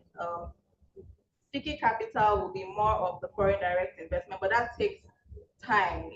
It's strategizing. It takes time to implement, and we know that there are other factors beyond just the surface macros that would affect foreign direct investments coming to invest time and years into the country. For portfolio investments, we've seen record highs.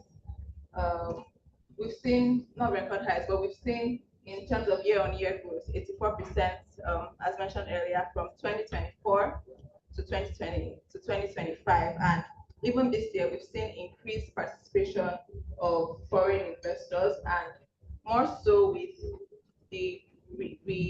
reclassification of the Nigerian market and bigger transactions coming in this year. We've seen interest in not only the foreign institutional investors, but foreign domestic investors asking questions about how they can get into the Nigerian market, how they can invest in instruments, equities, debts, fixed income, commercial papers even.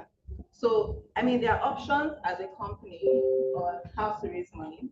And I think it's just very important, which is why we're dwelling on these on this slide. It's just very important to know who has the money you're trying to access, why they are now interested in the money, and what the potential trend will be. Right. And like I said, it doesn't erase the fact that there's still volatility, because volatility exists, right? There's a lot of optimism. The optimism is also cautious, especially because it's also a pre-election year, right? So there's, what makes it is the discipline in policies, is the follow through in some of the things that have already been implemented. So moving on to the next slide, please. So this money that is coming in, we've seen in 2025, this year, where did the money really go to? There were policy changes across banking, insurance sectors. We've seen a lot of investments go into the financial sector. We've seen a lot of investment go into the financial sector. And in terms of foreign direct investment or private capital, Nigeria captured just 8% of the entire $3.8 billion disclosed in private capital that came into Africa. So for more long-term investments, we're still seeing South Africa, Kenya ahead of that, right? But the portfolio investments we're seeing is concentrated in specific stocks of specific sectors, right? And we've seen banking, financial sector as one of the leading sectors, but we still have names that, when foreign investors leave the market, come back into the market, the expectation is that they are going for those fundamentally sound companies across, the equities and fixed income markets. So beyond this, right, because looking at it now, we are thinking, okay, if the foreign investors or if the larger capital is interested in banking, I'm not in that space, there are other things that they look at beyond. So of course, a policy that is favorable to a sector will attract capital to that sector, right? As a company, as a member of your industry trying to raise capital, maybe in a different sector, in agriculture, right? The first thing is, what are the policies that are supporting your sectors? Are they attractive to investors at this time? And beyond that, which we would also delve deeper into, what am I showing investors? What am I, like I said, the story of the country is good, right? All the macro indicators are moving in the right direction. People are having more confidence. Foreign investors are coming in. Rating agencies are reclassifying us.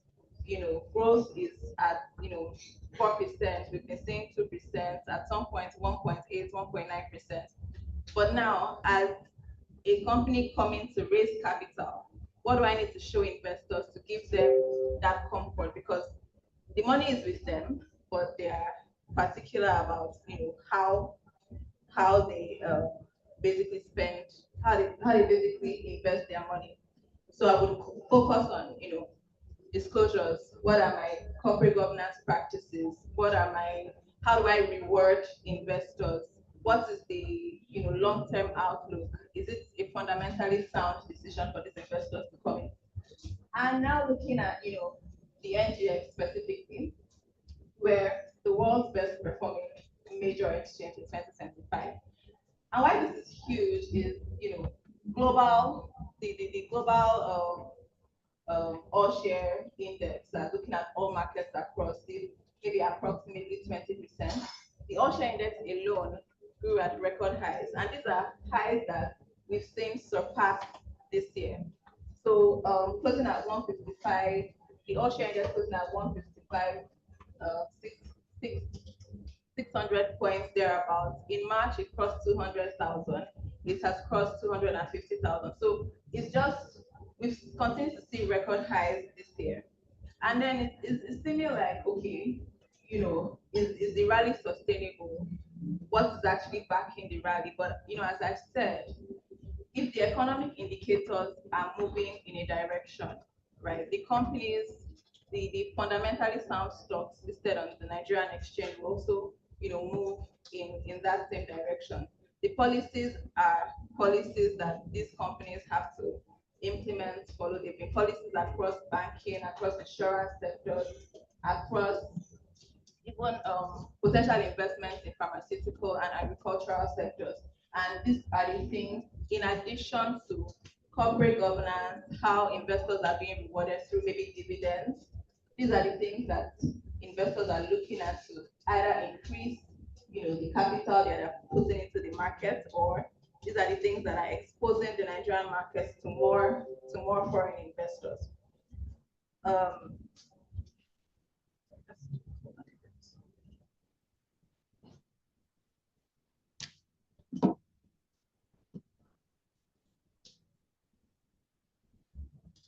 Okay.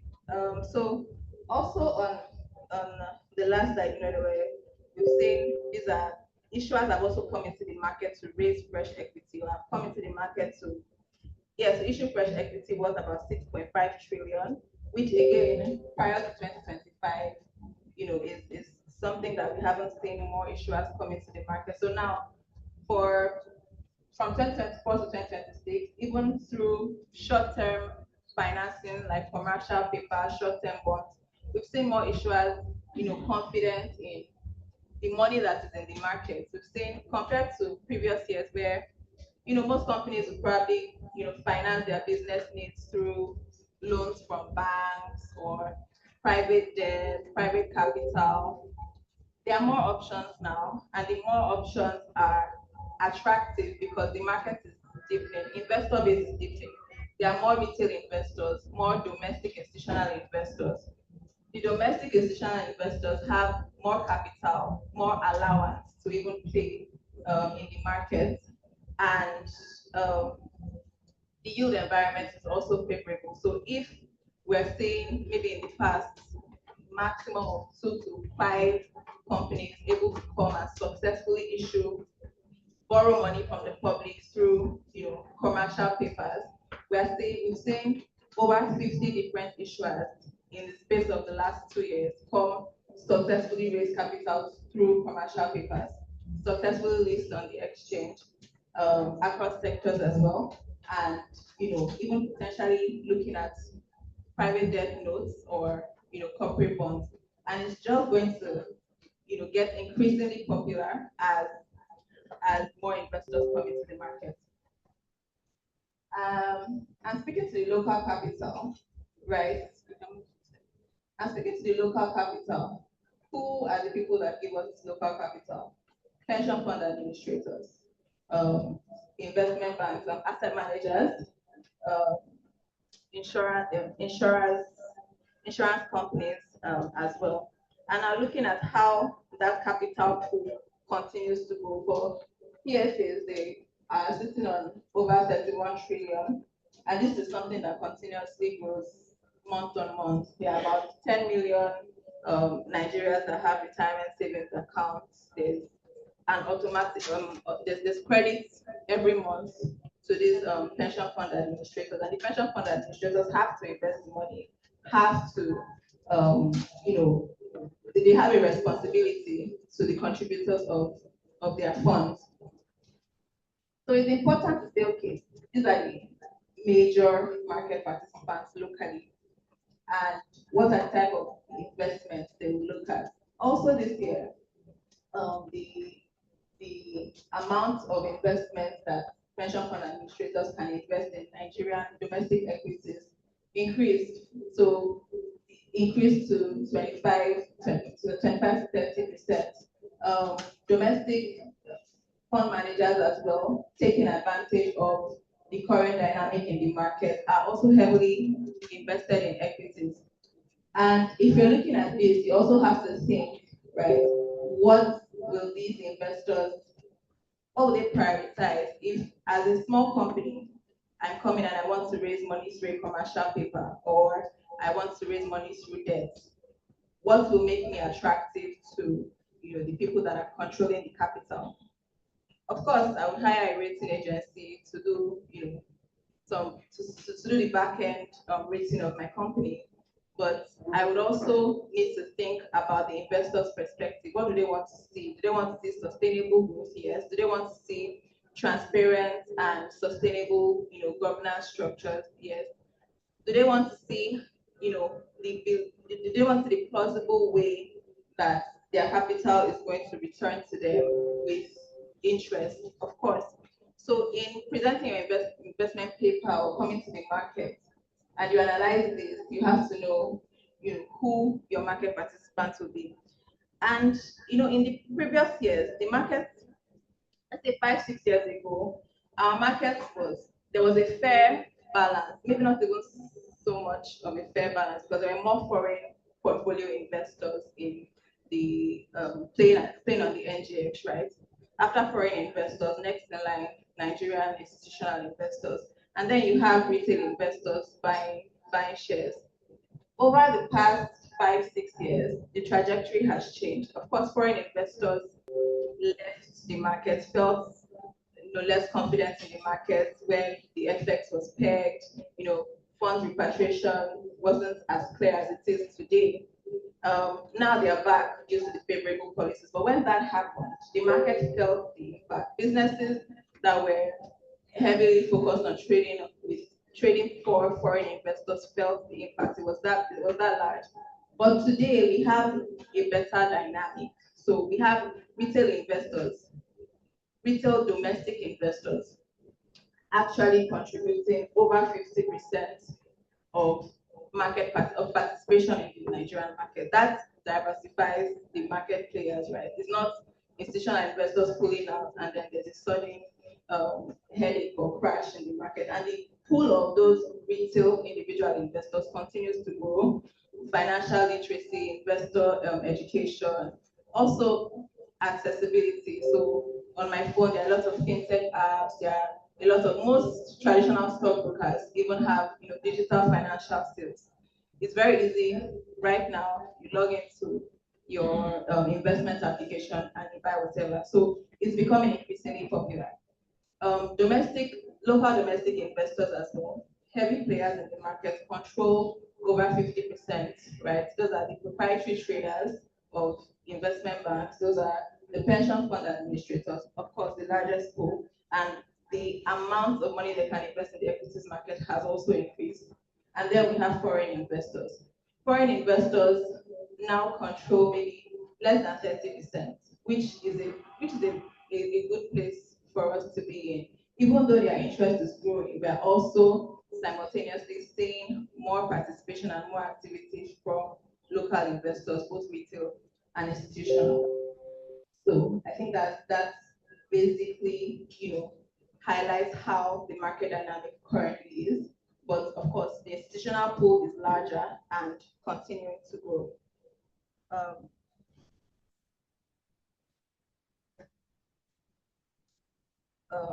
Also spoken to this already, but just really speaking about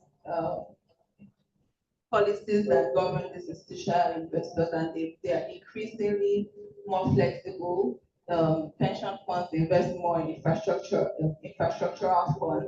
They are able to say, okay, and I mentioned as well the increased allocation to equities, also corporate bonds. So now the money is also easier for them to, expose their funds to capital coming in. Of course, it just really matters what exactly, your investment proposal, your investment paper is saying. And as we've said, and Alieza would also highlight even further, you need to be able to position in a way that, because the capital is there, they have permission to pay more. There are more retail investors, there are more domestic institutional investors, even more proprietary traders. So everybody is in the market and ready to invest. So it's just what exactly do we now say to make them to make our own investments coming in to get money through this financial market attractive to these players. So I'm still with you, but Alieza will come now and just run through a couple of more slides, and then we'll take questions and hopefully shed more light on some of the things that still.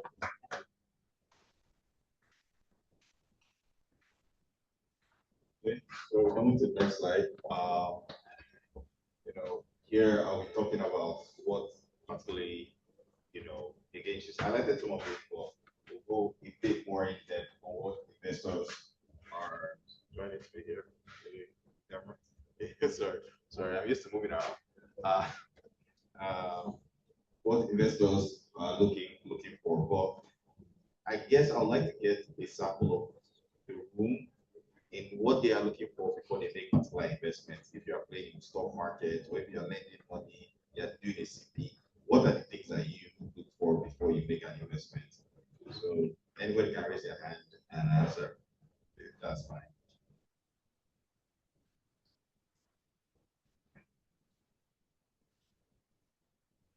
Okay.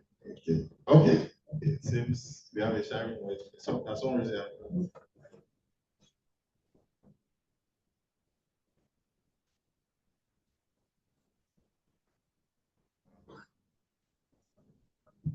So let's clarify this question. Okay. Ask you.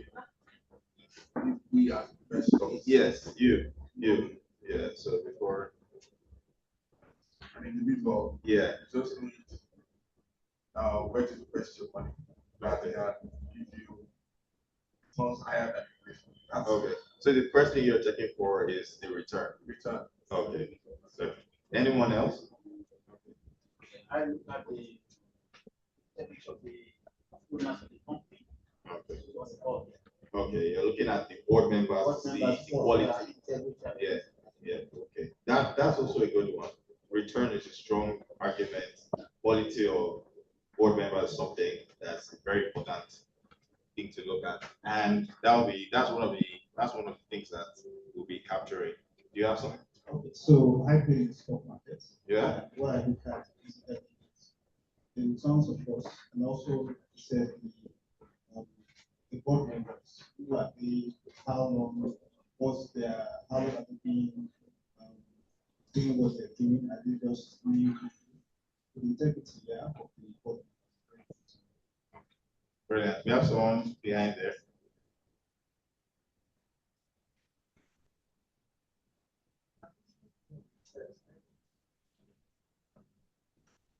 Risk. Brilliant. Okay, and just man over there. Well, before you invest in, I first as to the company I'm investing, quite easy. Okay, that's very, very important. That's usually put in if you're raising capital. That should be put in your prospectus as well. Okay, we can go back to the presentation. I think we've got a good sounding out from the house. And those are very important things. You want to evaluate your risk return before you make an investment. You want to know the kind of people you're investing with. And you also want to see what are they using your investment for. And those are, at the high level, those are some things that are most important. Now, what I'll be covering is in the context of Nigeria recovering from the 2 very difficult years of transformation. From the new administration, 2023 and 2024, and what some investors have highlighted as the most important things they are looking at before they allocate capital. I'm a capital allocator myself. I work as an investment manager, and we also have to make similar decisions. But I thought the results of this survey is something that would be interesting for us to go over together. To know like, okay, and it gives us a jumping point before we start going further into the things we think that investors need to issuers, potential issuers, potential borrowers, potential capital raisers need to know before they come to the market. So you can go to the next slide.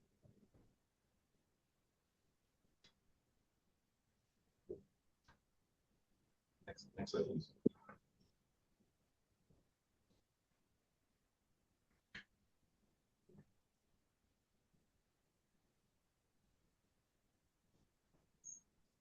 So as I said, these I have 6 things that I highlighted here, but these are a spring. So this is from the African Venture Capital Association. It mostly do monitor private capital investment, not just venture but private equity. But I think that given what we've gone through, this would be good to go over for everyone here, and it's a good jumping off point. So again, something we experienced a lot in 2023 was the massive naira devaluation. You know, there was a lot of economic shocks. Naira devaluation was there. We saw the jump in fuel prices, which was supposed to be inflation shock, and you know the implication. Again, combined, you can combine those factors very well. And what we saw was that a lot of Nigerian companies that were listed, both private and public companies, saw that their financials were severely impacted. MTN, which is one of the largest companies, Nestle, they had FX on their balance sheets, so they had dollar borrowings during that period, and what resulted in was heavy losses. You know, even Nigerian companies, you realize that okay, I'm overexposed to foreign sources of input. So Nestle, Nigeria, their margins of their production is worse. So you have a strong gross margin to a shrinkage of about 10 percentage points in a year because of your import costs rising. And you are trying to raise prices. They raise prices a lot, but it's not rising as fast as your costs are rising. And so investors are now looking at companies like how well are you aligned for your FX position? Is your capital aligned in a proper manner? Are your sources of input aligned in a proper manner? Are you overexposed in such a way that if there's a volatility, if there's a another volatility spike, that investment will not return a significant return. So those are major concerns that we have there. We also have governance as one of the people here has pointed to, you know, Wwede spoke to both local and foreign sources of capital.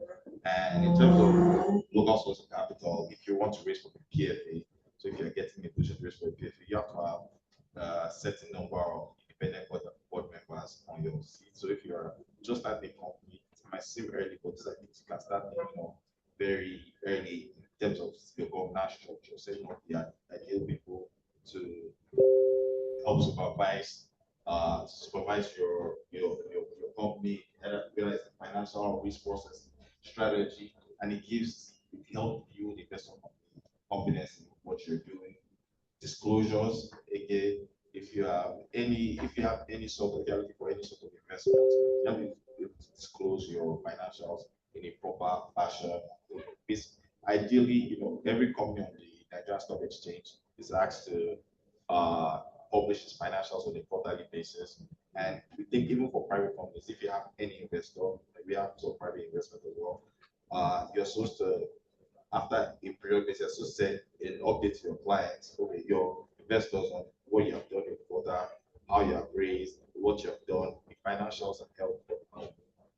Doing that helps build investor confidence. And if you have a track record of doing that, how to invest and say, where your historical quarterly reports, you should be able to share that for me to review, not just your audited financial reports. And local credit ratings as well. These are not the pointed out. So before they bring in their capital, we want to see if you have any ratings. And that's why, as you mentioned earlier on, that improvement in the Nigerian credit ratings will be also beneficial to Nigerian companies. Because you see Nigerian companies, their ratings are capped at what sovereign is rated at. So, you know, us moving from B minus to B is a positive from S&P. That was the best positive movement in 12 years. So that's also a movement in a positive direction for Nigerian companies. And so you also have to make your efforts to raise it, which I'll speak more to again. Another slide. And your capital structure. How much debt do you have related to your equity? Equity is the amount of your own capital, like you bring into the company that's not borrowed capital. So how much debt versus investor funds are there? You know, if you are over leveraged and there's too much borrowing risk to your equity, that's negative development. People might be skeptical to invest. And also on the foreign currency side, if you have a lot of foreign currency debt, and you don't have a lot of foreign currency earnings to support that, that would also be make investors a bit easy before they make further investment. And impact, so ESG, say more like look at it, what buzzword, but it's something that helps. There are specific investor groups, especially in the foreign capital funds, that are looking for people that are making those ESG efforts. Even at our company, we have to make ESG disclosures on a periodic basis. And if it helps us, if we're going to raise a new type of fund that we capture our ESG reports, it supports that. So it's something that you can start with earlier on. Earlier on, there are various tools online to help you look at what to judge from an ESG point of view, and again have a documentation of that that will support that. Now, again, it's not the be all and end all. Really, is not the most important thing here that they have mentioned. But this is basically speaking to foreign capital here, and yeah, that's something that they are very, very important. They are very interested in that. So if you are thinking of raising ventures for foreign capital, I think it's not too something from that perspective. And we can move on to the next slide. And again, what that survey said was that Nigeria is the top destination for those people in terms of what they think the opportunity is. 76% say among African countries, Nigeria is like the most attractive destination in terms of opportunity. However, in terms of allocation, as you pointed out, we're still trading behind South Africa and Kenya. And why is that? People still have a lot of scars. I don't want to say trauma, but trauma from the earlier years when the FX regulation was a bit tight. So in terms of capital, you are not sure. And also when the Nigerian market was not as active or as active as it's been in the past 2 years, if you are making private investments, ultimately you want to see it grow at least on the public sector. And we're not seeing that many IPOs in the previous years, so there's not a lot of room for exit. So that was a concern for those investors generally. And so there, in terms of deploying capital to Nigeria, even though they see the biggest opportunity, it's been a bit of there's been a reluctance, hesitation to come in as fully. But again, there's been a pickup, as Wale mentioned, there's been a pickup. We saw those huge capital importation numbers. I tell you, the pickup inquiries were showing to 2-3 billion, and having 10 billion in the quarter is strong, strong move in the right direction. And so the optimism is there, but still cautious. And if you want to be among people that gets in early on, position yourself, either your future company or the company are working for, to get that capital. Yeah, set to differentiate, which we'll be going on to next. Next time. So yes, so now it's the positioning. That was what we just went through, was a survey of what people are looking for. But I've identified a few factors that we think, okay, this, if you want to make a journey, like we have a playbook that has a journey for a small company that may be interested, so one that collects and obtains capital from public, private sector investors. We think we have a playbook for you. Next slide. So this is just a sample journey of a company that's grown over 4 quarters from not having the setup required to receive capital to having the appropriate tools in place. So first is getting your books in order. I know you want to get properly audited. If you want to invest in a company and you see it's audited by a small Nigerian media association, audited by one of the big fours, I'm pretty sure I know which one you look at. You have more trust in financials. So it's not compulsory to go an elite auditor, but again, it's crucial. It's if you think growing your business, want to scale, you need capital, right? And who the largest pool of capital, those are the things that you're looking for. So you want to get cleaner books from strong auditor first and strong disclosures here. the next step will be to get rated. So we mentioned rating a number of times, the proven Nigerian ratings and how it's important for investors. And what those ratings cover? Why do investors care about ratings so much? It's for a number of factors. Before you get a certain rating, it shows that you not only just have strong books, but you have a lot of processes in place to handle different potential challenges. So during a ratings exercise, they'll ask you about your strategy, how you're doing related to your strategy, ask you about your governance processes, is it up to par? You have the numbers with certain amount of independent directors. They will ask you about your succession planning, how you doing very competitors. If you had any new strategies in place, for any potential challenges in the macro environment affecting your specific area of the economy.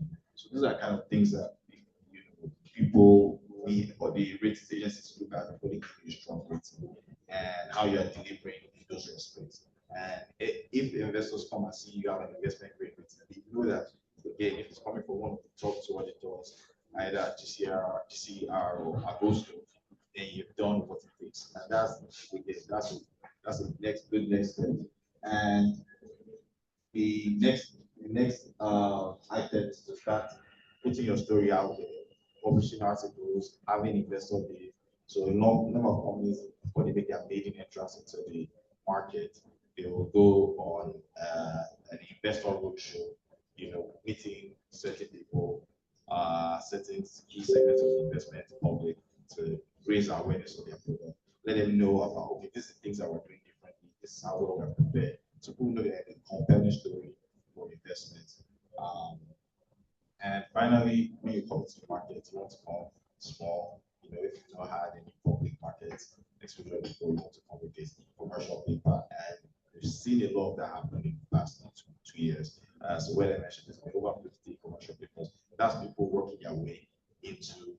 So some of those companies that issue papers, they come like multiple times in the market. Investors are very familiar with their name now.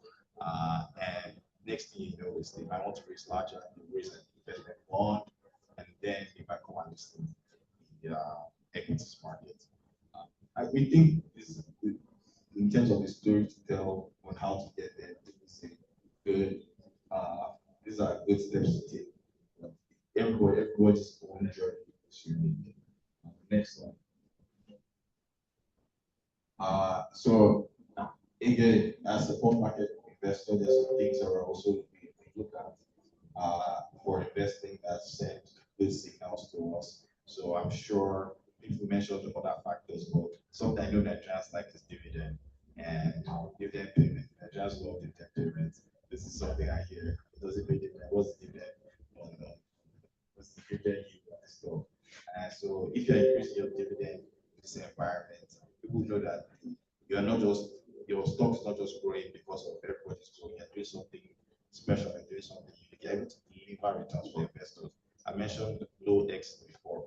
So the exit is when you sell your business to other people who have invested and would sell to someone. But something that investors look at for exit is dividends. Dividends count as a form of exit because you're getting your capital back, right? So if you are improving, your financials are up, you want to see dividends receivable as well. So that's a good signal in the market. Another thing is your numbers, your fundamentals are strong. Again, I mentioned the people auditors and also ratings agencies. So the next thing that I like to highlight is that, the people raising, it's always good to have a strategic investor, somebody that will attract other names to you, right? So that's something I will point out before. But if I'm coming into your investments or you're raising a fund, if there's already one single player that everybody knows that hey, their investments are typically successful, I want to be part of their own story. So when I'm coming in, I know I'm not alone, that there's somebody with strong reputations out there. People benefit from that all the time. For instance, this Dangote refinery. I'm not sure if this is actually strategic investor, but NMPC is already there with 10 or 20%. So people are also trying to say, if the government is there, why would I not be there? If the government is making money, I don't want to waste on this opportunity. We also had a private placement for key strategic investors. Once you've gone and seen the refineries, they've seen how the processing works. So people that want to come in, they feel confident enough coming in alone. They feel like the story is being shared with people of high ratings, and they also will benefit from the investment. And to a lesser extent, again, I mentioned ESG can be important, but if you are focusing all your energy on ESG to raise money, I don't think you'll be that successful. But again, it's a good signal, but it's not a strong signal. And finally, having just the growth forecast. Growth forecasts are very important. Good to put your story out there. We saw SpaceX come to the market for an IPO recently, and it was a successful IPO, but there's a lot of questions about the numbers in terms of investment, their forecast, the growth rates. There's a story that took the investment partners to the market at two widely different valuations based on the forecast. So it's good to have, but it's not a must-have.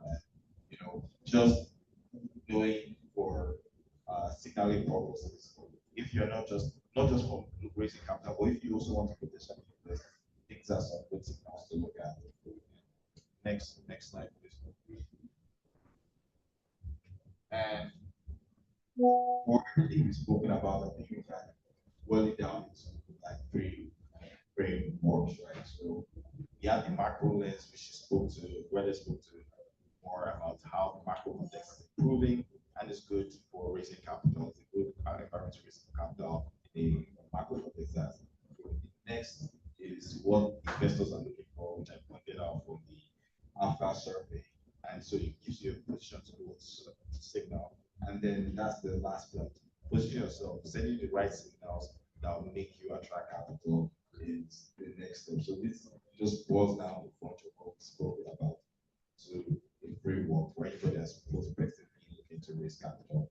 And the next slide is share. I have like 3 examples here. It's like case points. We've spoken before.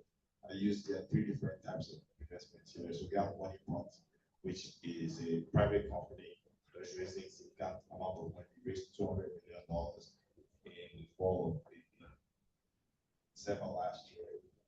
It's a very high valuation over that unicorn status. So that's well over $1 billion.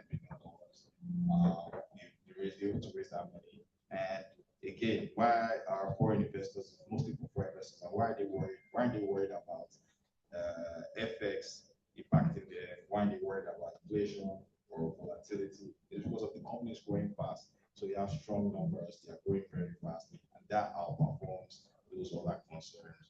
And they have also strong anchor investors. I pointed out having anchor investors besides one of the major investors there, and it brings in more investors. Recently was pointed out earlier on. Jim Mobia was one of the significant investors in Modupe, and I'm sure he helped him raise money at his earlier rounds. We have a different type of transaction next, which is Seplat. So they did a single acquisition of the mobile facilities, even though the transaction it's a few years old. It was only consummated fully. And how we were able to raise 1.2 billion to finance the acquisition.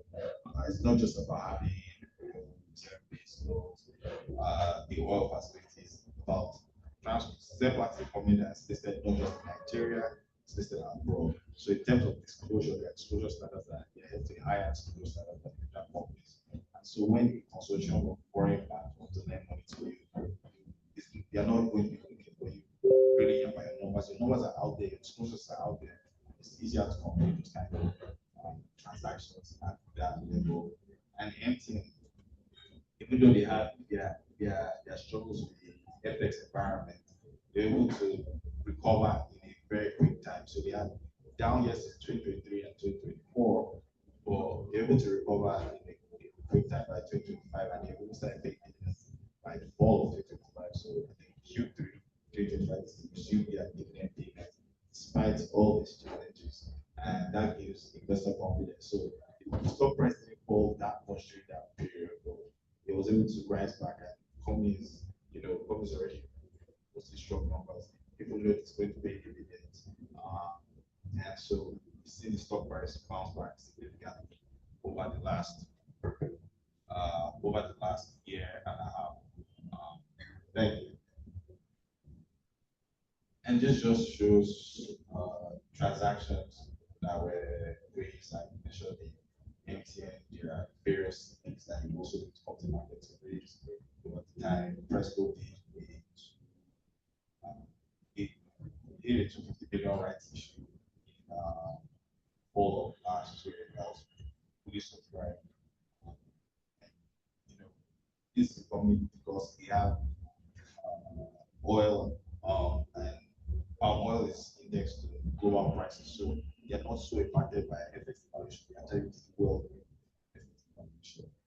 Most Nigerian banks also able to raise capital in the recapitalization environment and regulations. And now they're able to raise capital very easily because of they have good FX positions. Their balance sheet is positioned to take advantages of where value.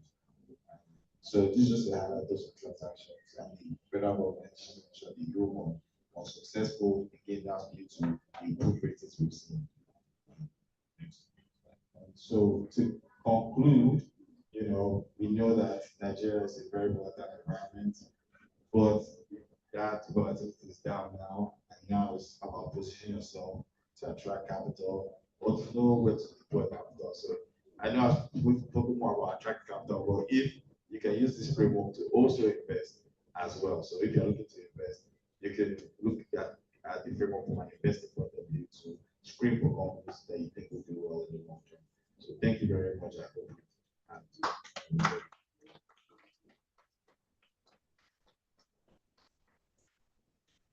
Thank you, thank you, thank you.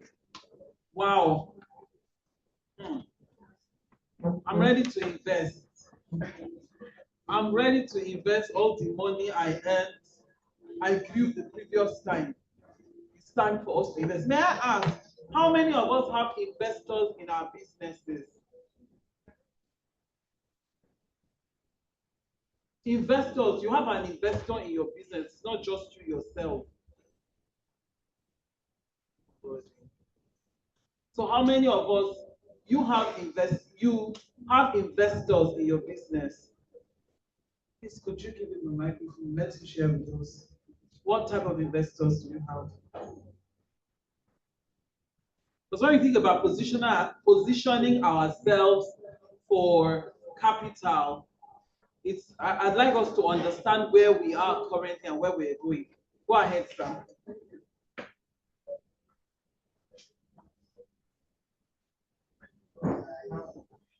Primary business, like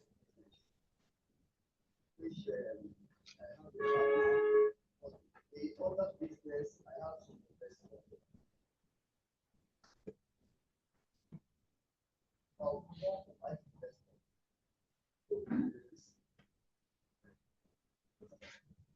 The risk was distributed among the investors. Are they local or international investors?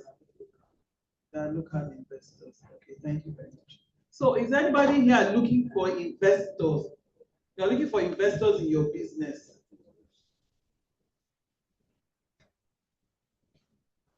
Okay, Mr. Alieza and Ms. Wwede, you are looking for investors in your business. Can you please share why you need investors in your business? So that we don't just come here and listen and go. Let's be practical. Why do you want investors in your business? All right, thank you very much. So why do we need investors? I mean, those two resources, because the kind of business that we run, I'm a staff of check-off finance. So we do payroll loans, we do asset financing, we also have to get our app, start an international one. So when an investor invests their own resources into the business, So that particular fund is being recycled out as payroll loans to individuals or administration, and also do asset financing.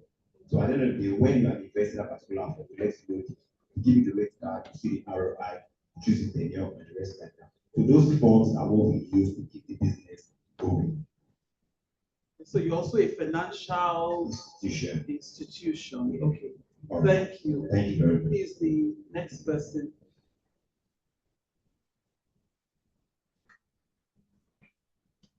Good afternoon, everyone. Good afternoon. Yeah, the question that was asked, I did a investor in business, hotels and entertainment. I've got the property, but when my builder came up, who I have other businesses before this particular one, I got the property from it. When my builder came up, said, "This is good." Wait. And the best thing I can advise them to do is to get an investors so that we can share the ability of ourselves and mistakes. Thank you. Okay, thank you very much. Any other person looking for investor? Okay, for all the businesses that are not looking for investors, why are we not looking for investors? Anybody ready to share? Why don't you want an investor in your business?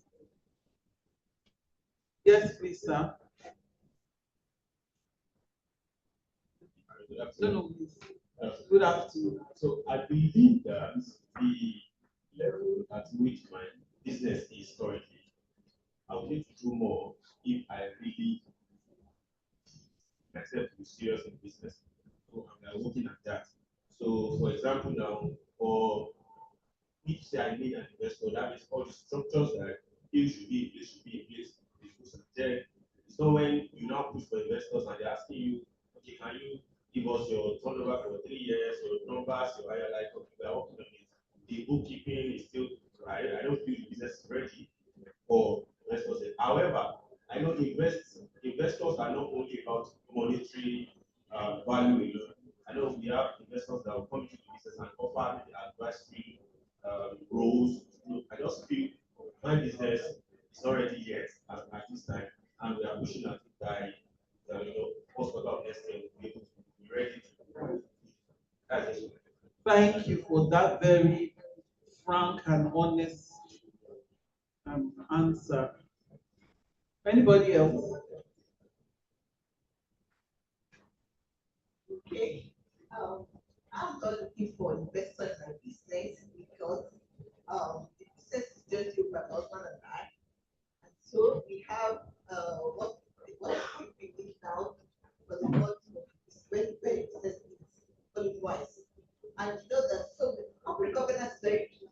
We now business, we take all the books, we have proper records, we can be that for records for 5 years, we can get all that.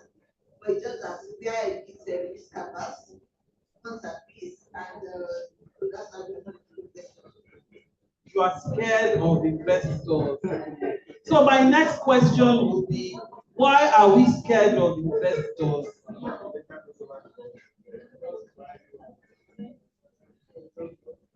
Someone said they will later take over the business. And I have a friend. So I'm going to call Ms. Wwede and Mr. Alieza up to come and answer our questions. That actually leads me to my question. I have a friend who built a beautiful business, and then she got investors. And one day the investors kicked her out and appointed an MD. So let's be practical, please.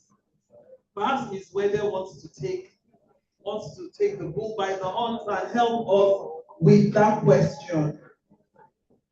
How do you safeguard your company from this very hope? And it was a brutal takeover, honestly. It was a very brutal takeover. How do you safeguard your company from that brutal takeover?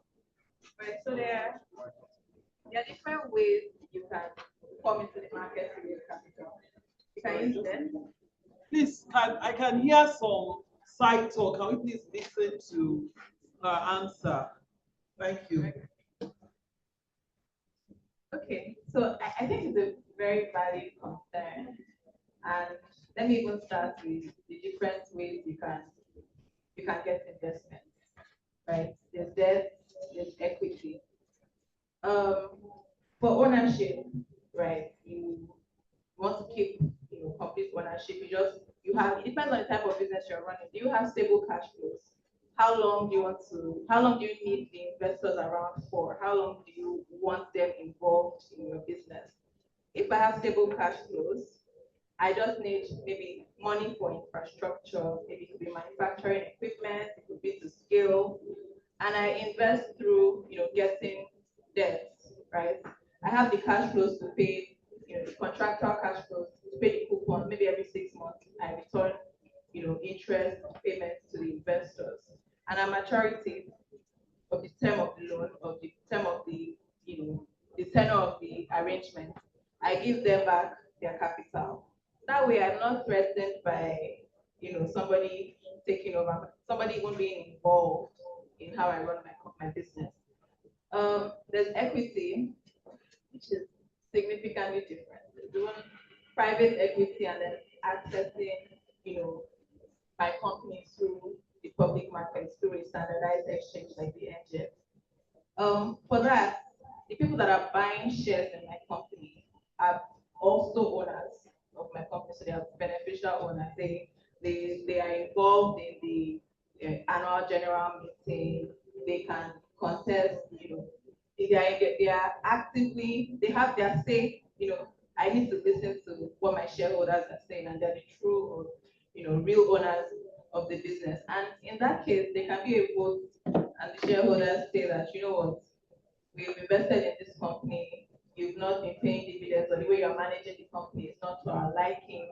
And then there's a vote at the AGM, and there's change in management. Or even before that happens, there's always, there can be conflicts, principal agents, the conflicts that can exist, right? So I feel, especially depending on the type of business you have, it's very important to understand the structure of how much you want the investors to be involved. You can get capital from investors without the contract having anything regarding ownership or running the business, or exposing yourself to risks, and it will depend on the structure of your own business and what you are trying to achieve. So equity might be better if I have big plans. Maybe I'm a tech company and I'm trying to scale. I may not have the cash flows now, but I'm looking at a massive growth scale within the next 5-10 years. And there's also something about the floats, the free float, which is the amount of shares I'm even selling. So if I have 100% of the equity in the business, right, and I only want, I think in Nigeria you can give 20% free float, or about 5 billion naira. There are rules around the free float you can make available to shareholders. So I can also control that takeover, or protect myself through that. There are companies that they only list 5% of their company on the exchange. Dangote, like they don't give you the power to one day say, okay, because you're a shareholder, if you like, be a majority shareholder. The free floats are available for you to invest with that 5%. So I mean, there are all these controls that can be put in place, but it just depends on your strategy. Don't just have investors for having investors take. Yes, obviously, as she mentioned a lot of things that can help protect you, but also, when you're entering, whether it's debt or equity, it's a legal agreement, and so knowing exactly the terms at which you can, they can either remove you or the percentage as needed. All of this should be something you understand when you're going over your agreement, and having great lawyers or get lawyers to draft agreements that make you feel comfortable, so you know where the risks are, how to protect yourself from those, because the investments are basically agreements. Thank you. So that means it's in the contract. It's what you agree, and once you allow that happen, it will happen. Thank you. Do we have any questions from the house for them? Thank you. I expect a lot of questions. Yes, please. When she was giving a presentation, she talked a lot about improvement in inflows coming in, more stability, ratings today.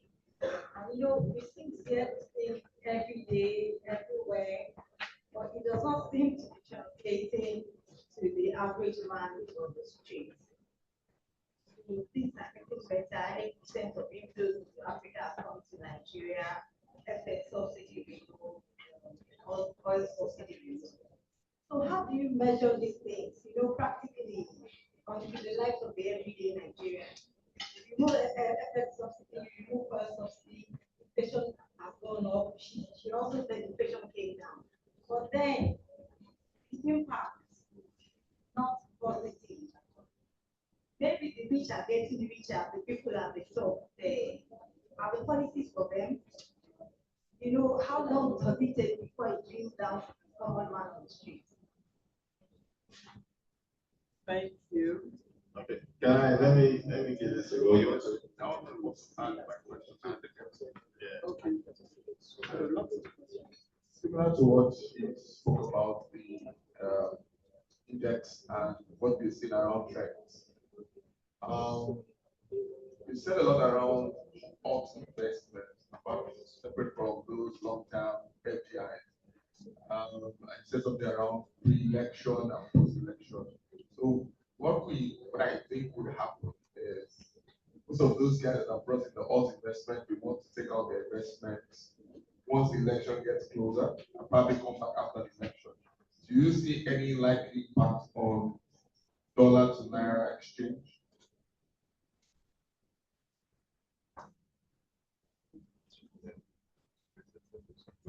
Okay, let's take all the questions, please.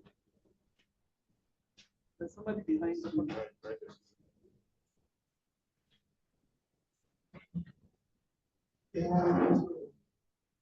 Ask other question that was just asked. This issue of when people take out their investments when, for example, out and after the election they bring it back. What's the disadvantage of taking investment out of the economy and bringing it out? This frequent in and out. What are the limitations? One more question.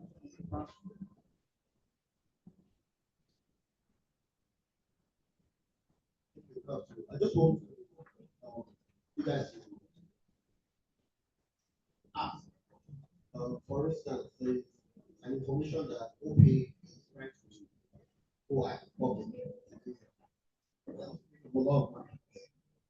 So, can I get our shares through the company?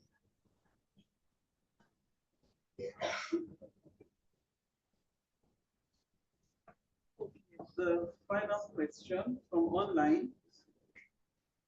Or is there anybody else on the floor that wants to answer the question? Is there somebody that wants to ask the question? So our online. Where? Yeah. Okay, so please give him the microphone, then we'll take the online question.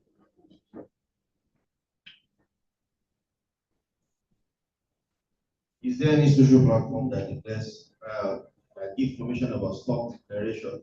Maybe being issued from ATN, from any other agency. Is there any platform online that gives that information to the public? I believe stock availability, not to sell shares, but declaring shares to the public. Is there a platform that does that? And secondly, on hearing, we see on your platform here we have different investment platforms.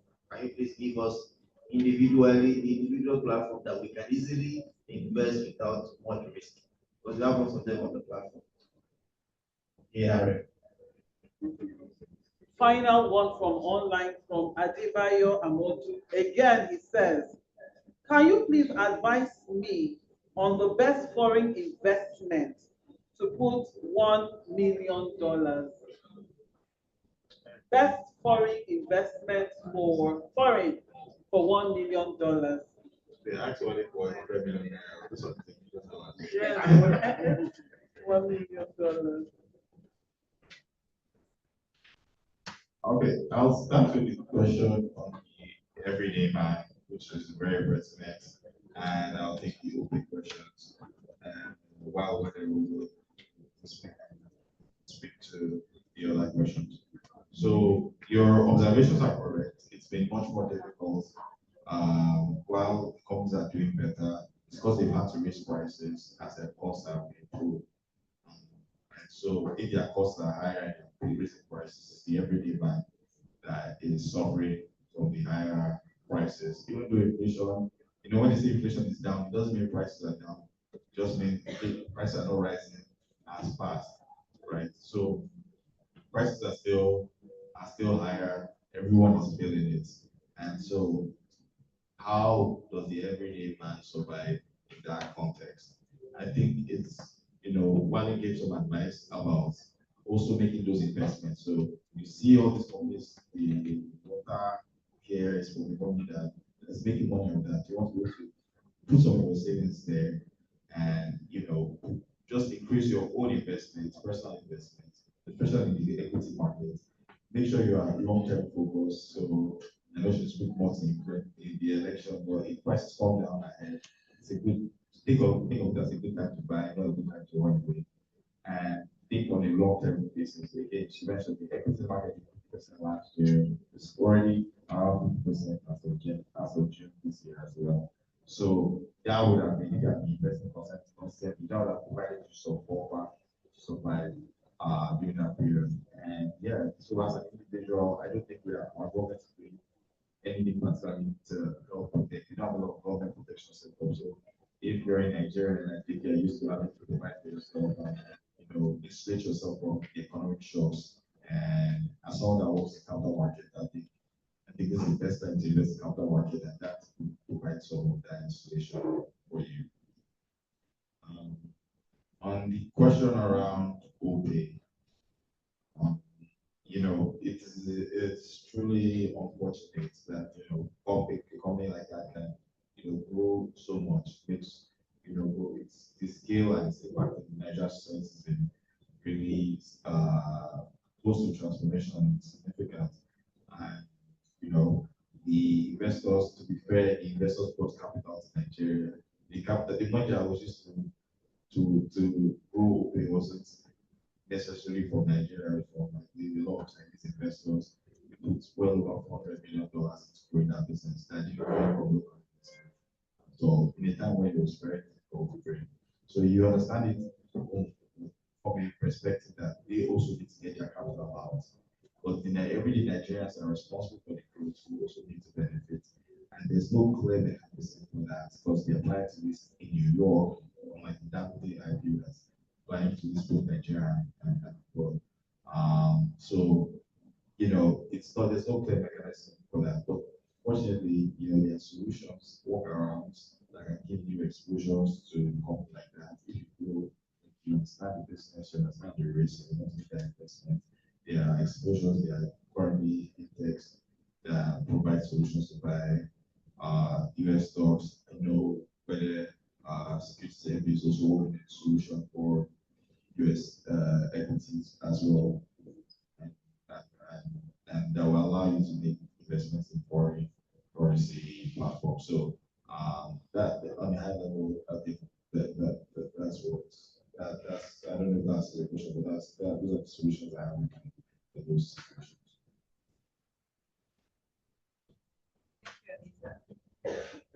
I think just one additional thing to add on your everyday man question. So lots of times when these policies are being put in place, right? There's the time lag that it takes to actually impact a working man. So the policies are strong enough, right? Companies start to perform better, they're able to provide their employees with higher disposable income.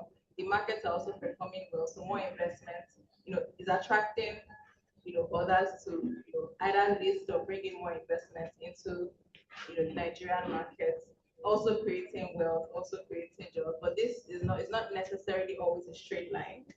But as an individual, you just need to now think of, okay, how can you take advantage of these times, even if it's not, you're not, it's not necessarily, money in your hand immediately, favorable policies are being put in place. To the question on foreign portfolio investment, which is considered hot money. It's hot money because the money doesn't, it comes maybe within quarters, it goes back out. It's basically foreign investment in financial securities. And this is a more volatile type of foreign investment, but it's still welcome because it creates wealth, it buoys the all share index, and it's still welcome. And it's also backed up by FX liquidity, is of repatriating their funds as well. But I also mentioned the dynamics that have changed. So in prior years, we had the majority of market participants in the equities market were foreign portfolio investors. So that really put the market at more risk because, of course, when the FX was pegged, when there were repatriation issues, we immediately saw a crash. Foreign portfolio investors started pulling out their money. And it was understandable because why would you invest in a country where you're not sure the direction of the currency, and even more importantly, you're not sure how you're going to repatriate your funds back without affecting your capital. So I think and you also mentioned the pre-election year. So every pre-election year, there's volatility. Volatility is not necessarily always a bad thing. So people price in volatility say that, okay, if the current policies are sustained, where are we going to see the market performance? If there's change and then policies are affected, if in a case in a case of Nigeria or other maybe emerging developing nations, emerging markets, developing nations, sometimes the elections can also be a risk event. So you don't know, it's actually it's actually more volatile than even in developed world, right? But I think it's right to be thinking about the pre-election risk, but where there's volatility, there's also opportunity.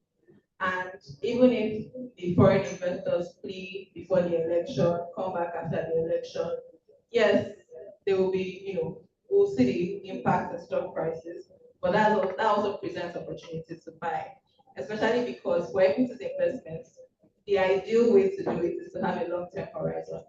So there will always be, the downsides and there will always be the peaks, right? So the impact of foreign investors fleeing wouldn't be as significant as it would have been 5 years from now, number one. Number two, it presents opportunity for us. And even, I think what even makes it more interesting is the type of players we have in the market. So if foreign investors, they are retail investors, pension fund administrators that control a significant chunk of the capital, will still look for buying opportunities in the market, especially when fundamentally sound companies, are priced at ridiculously low prices, maybe because of panic sell-offs, which is a normal part of the equities market. So if you're investing, don't have a short-term horizon. If you're investing and you want quick 30% gains within a month, that's you might as well be investing, right? But you should invest in the actual companies that are listed, because and this is an example, not financial advice, right? If there are panic sell or something happens in the market, and I'm saying fundamentally sound stocks that have a very reasonable track record, I'm saying MTN, and surprisingly MTN is below 500, and this is a stock that everyone listed below 100 naira, right? I'm investing in the company, not necessarily in the market movements. I'm not investing in the charts, right? So I will still value MTN based on the current price, based on their fundamentals. How have their performance been, their corporate governance, their dividend payments, the long-term outlook of the company. So for an investor, lower prices are not necessarily a time to panic. They're a time to revalue the companies and say, oh, at this price, isn't this company is still? Shouldn't I invest? Because if I'm looking at where the company could be in 5 years, 2 years, even 1 year, is going to be significant income for me. I will see it in the market. 2020, during the pandemic, we saw a lot, people were not even sure what was happening, but there's also that ripple effect. When big investors start to sell off and the market is crashing, retail investors will also panic that my 100K is now 80K. Should I not take it before it becomes 20K? And it's reasonable, like it's a normal reaction, right? But you can also look at it that, something that is valued at 100K is now valued at 50K. If I buy more, when it bounces back, because I believe in the fundamentals of this company, my 100K can potentially become 200K. Again, it's based on the valuation of the individual listed companies. So just have that in mind when the pre-election, post-election panic, foreign investors leaving, local investors leaving as well. I think that's very important. The third question, okay, I think I've answered the second and third, because the third was on the effect of taking out the money, essentially the effect of volatility. Next question speaks to where you can see stock recommendations, opportunities. So there are several investment platforms. I think for stock investing, the most important thing is staying informed, especially if you're an active investor, right? You want to see where there are opportunities for you to become shareholders in good companies. Are there growth opportunities in the agri sectors? What companies should I look at? Are there growth opportunities in oil and gas? Are current dynamics going to affect the performance of these companies? And then I look at it and say, okay, if oil prices are going to go up, what companies are listed? What oil and gas companies are listed on the Nigerian exchange? I look at it and then I do a relative valuation. If I'm saying, okay, should I do Arabelle versus Owando? Again, I don't want to go into details, right? But what you will now typically do is, this is going to affect the oil and gas industry positively. Let me look at the players. Then let me now look at the players relative to each other, which is better than which and why, and then make informed investment decisions. Now, there are professionals, investment research professionals that do all that, relative and absolute, that do all that work and then come up with stock recommendations, like ARM, for example. So if you have the ARM1 app or an investment app, right, you see the stock recommendations from research analysts. Again, you can see, so I think I was talking to a client and I gave an example that, because the client was saying, I don't want to even mention the stock, but the client was saying, if people are saying sell this stock, but another investment analyst is telling me to buy this stock, which is it? And normally investment, it really depends on what your own portfolio exposure is about, right? So if you are heavily invested in banking stocks or heavily invested in oil and gas stocks, the particular investment advice or the proper investment advice that you're given should be in relation to what your complete exposure is, so that you're able to diversify properly beyond the buy, sell, hold, recommendation. So yeah, you can get from investment research analysts. There are stock recommendations published weekly on ARM1. So you can always see, even for your information, even if you're not investing every day, you can always know, what's going on with listed companies on the exchange. I think. Thank you very much. Thank you. Please, let's.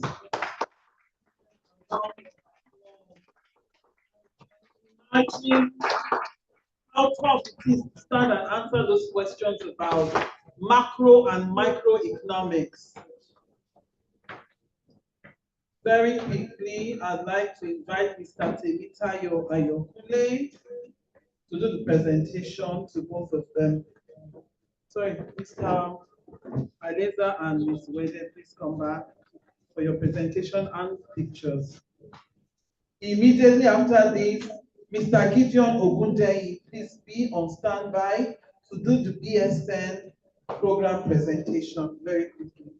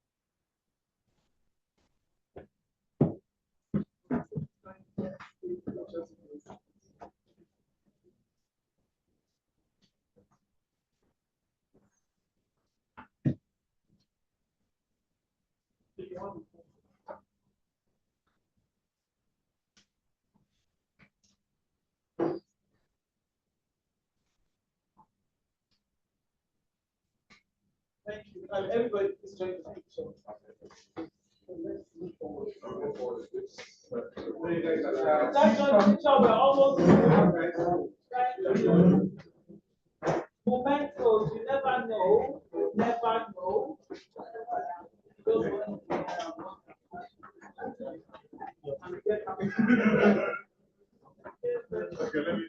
Let's move on.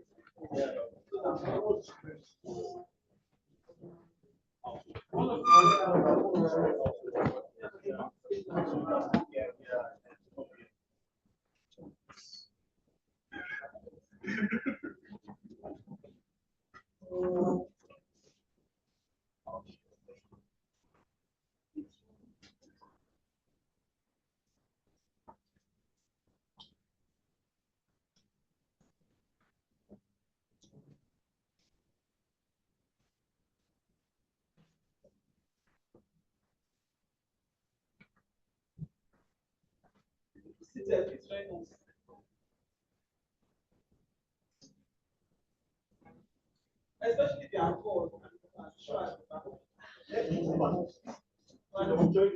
Too much.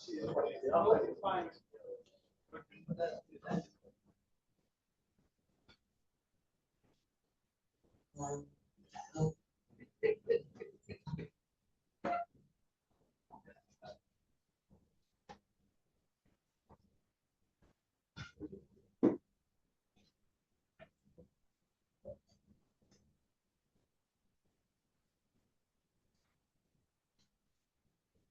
Thank you. Second batch. Batch 2.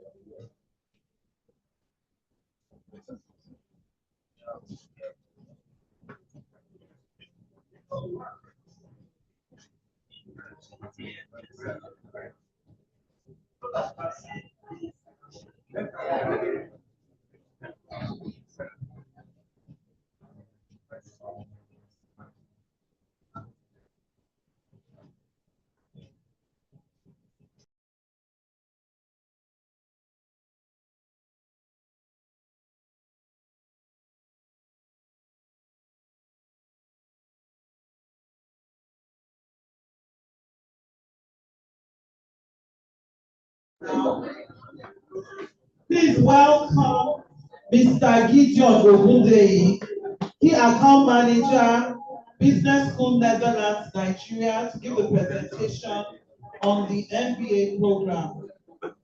Mr. Gideon Wwede.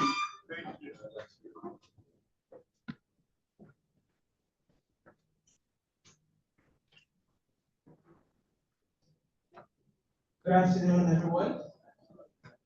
I'd like to say that it's a pleasure to stand before you this afternoon. I'd like to believe that it's been an impactful session thus far. So I'll be talking briefly about BSN, and I would like to believe that BSN is a big masquerade that needs no formal introduction. But for the sake of our guests in the house, what exactly do we do in BSN?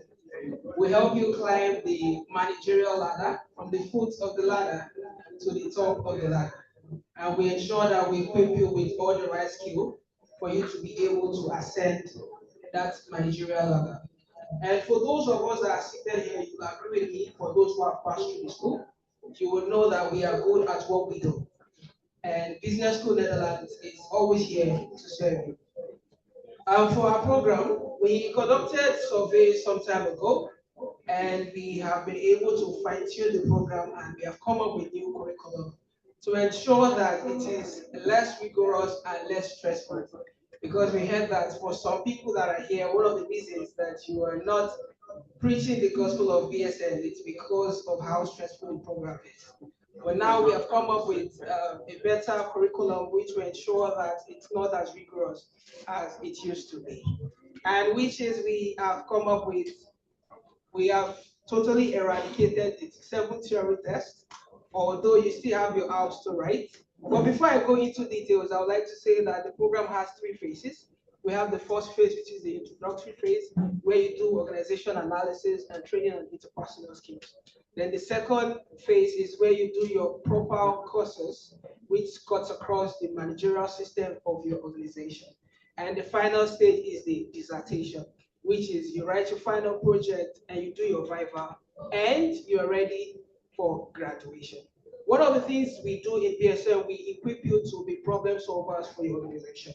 And for business owners, you agree with me that when you have an employee who is always there and everly available for the organization, solving problems, the organization is becoming profitable and the organization is growing. You will agree with me that you would not want to let such a person leave the organization. Rather, you do everything that it takes to keep such person in the organization because of how profitable or how an asset the person is to the organization. So this is what we do in BSN. We equip you with the right skills to be problem solvers for your organization. Now back to what I was saying. So we have come up with new curriculum and we have more courses now, but less assignments. So the assignment is, we still have the ALPS, but now the ALPS are cut across the pillars of leadership, which are the decision-making leadership, change leadership, performance leadership, and responsible leadership. So this is the new curriculum, and we equip you with the right skills to become a decision maker, a change maker, a performance leader, and also a responsible leader. So I want to encourage everyone seated here today, if you have not passed through this system, I'd like to urge you to ensure that you drop your details. You can see any of the account managers around or any of the staff in the building so that they get to put you through all the necessary details to enroll for the program. We have a new intake coming up in September, and I promise you it is going to be worthwhile. You can ask those who have passed through the journey. You understand that it could be rigorous, but it is very, very hands-on and it is engaging.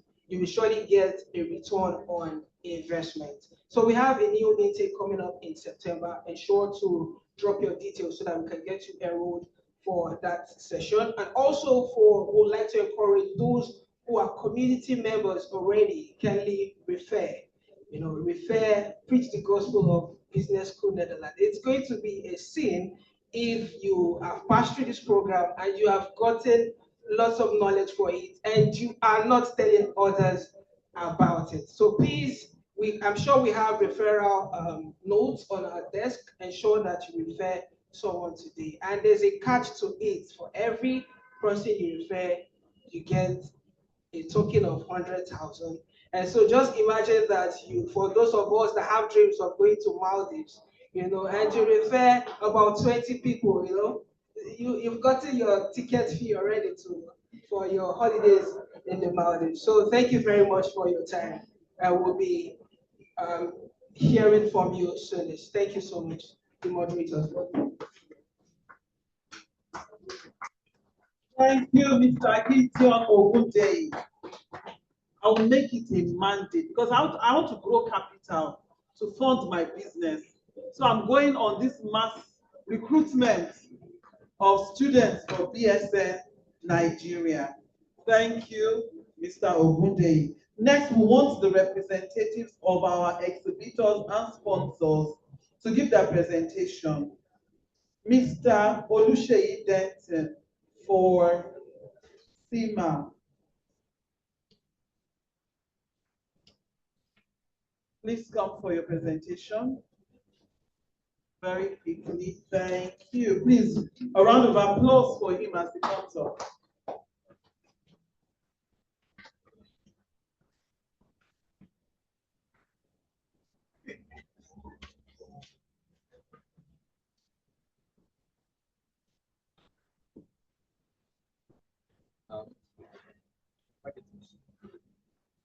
Okay, all right. So, good afternoon, ladies and gentlemen. It's a pleasure to be here this afternoon to join in this session.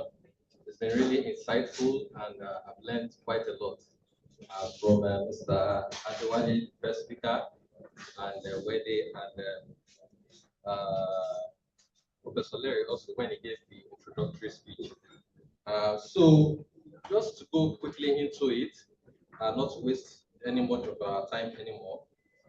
Two things I took from the speech from, among several others, the speech from Professor Larry. He mentioned partnerships and collaboration.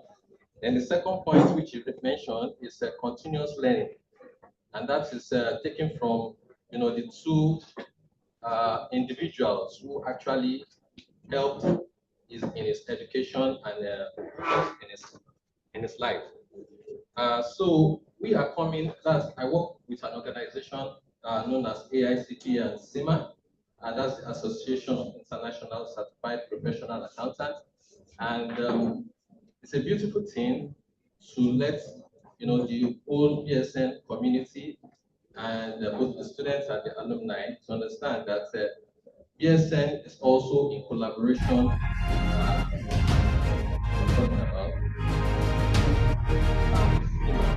and this is such that the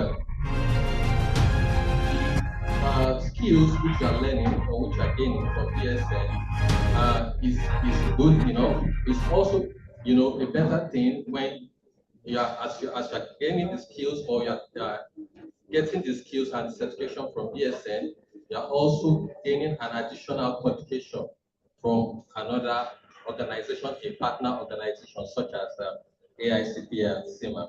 And what this partnership gives you is that you get to have exemptions from professional exams. So take, for instance, we are taking into consideration your work experience and, of course, your education with BSN.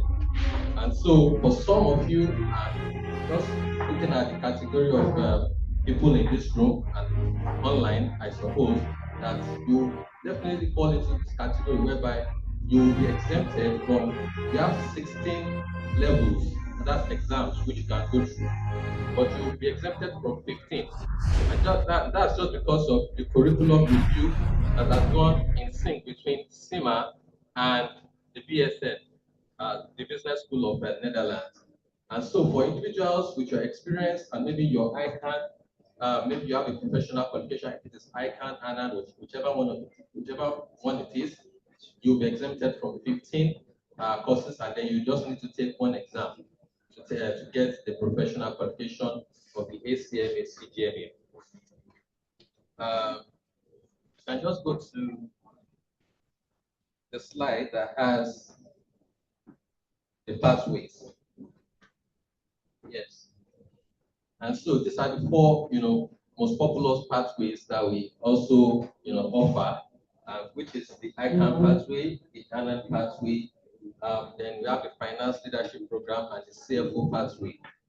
So there's various individuals that fall into any of these categories. You can always, reach out to Mr. Gideon. That's in collaboration with what PSN has with CIMA at the moment, and then they can, with the referral code, get to onboard you, such that you just take one of the exams of the professional qualification. And that's the beautiful thing about PSN Nigeria and what PSN, the organization, the institution is offering to the community and the students, and also the alumni as well.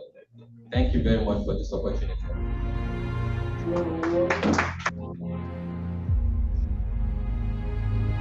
Yes, sir. What happens is that we are not accountants and we don't want to be accountants. No problem. Thank you very much for your presentation. Can I ask Miss or Mr. Pelumi Olanoye to give the presentation for premium exhibitors? Pelumi Olanoye. Olanose. Oh, apologies.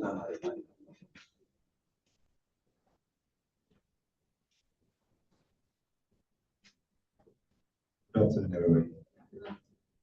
Good afternoon, everybody. Are we tired? We know you have enjoyed the program so far. Can you put your hands together? You have all these things together.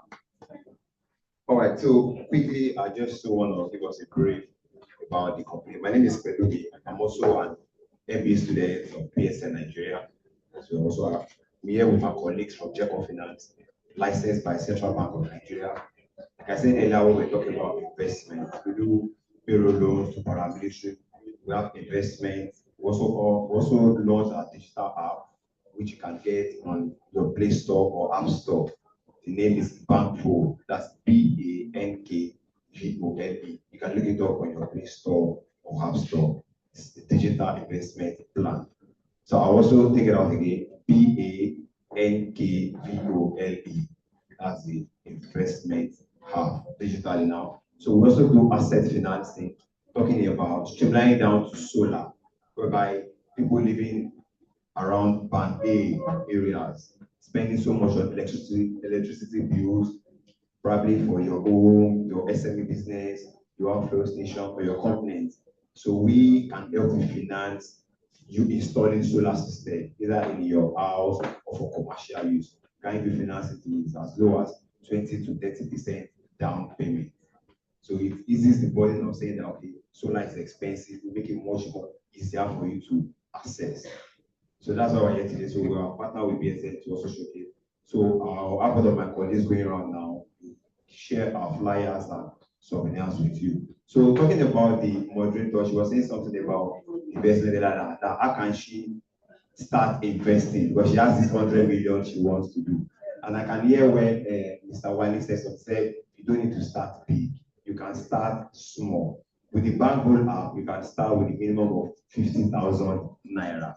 But if you have more than that, there are different plans across it. 4 different plans. You have the end, the plan, the build, and the rest like that. So when you navigate through the app, it's much more easier for you. Thank you very much.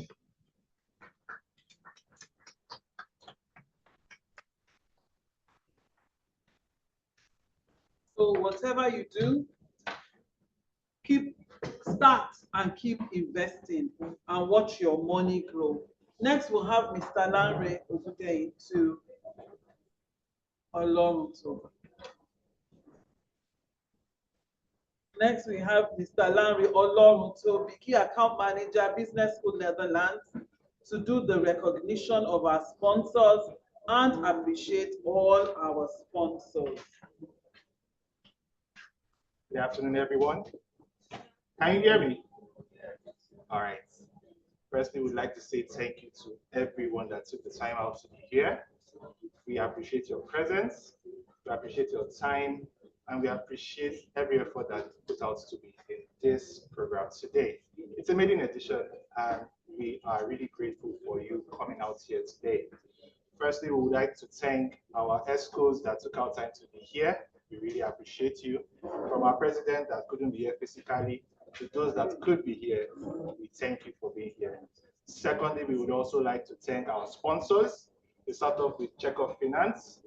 We also have Good Seed Medical and Mechanical. We have Nigerian Breweries, and we also have Kerry Gold that shared the parfait and milkshake for us. And we'd love to have more sponsors as we have more programs for the alumni as we proceed.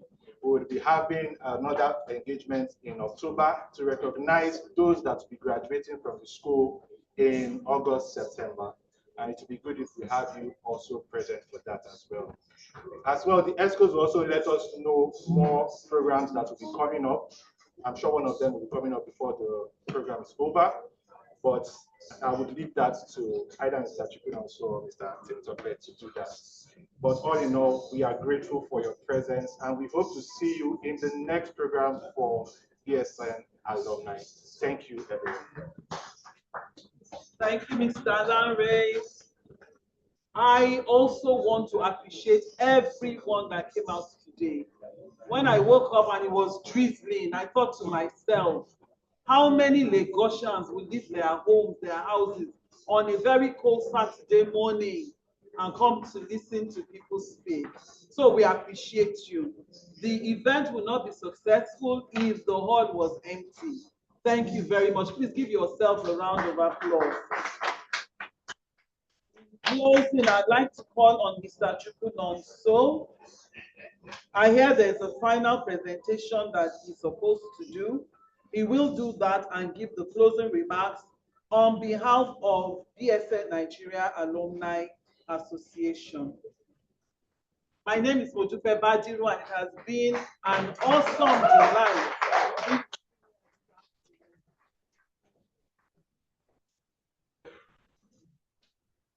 Praise the Lord.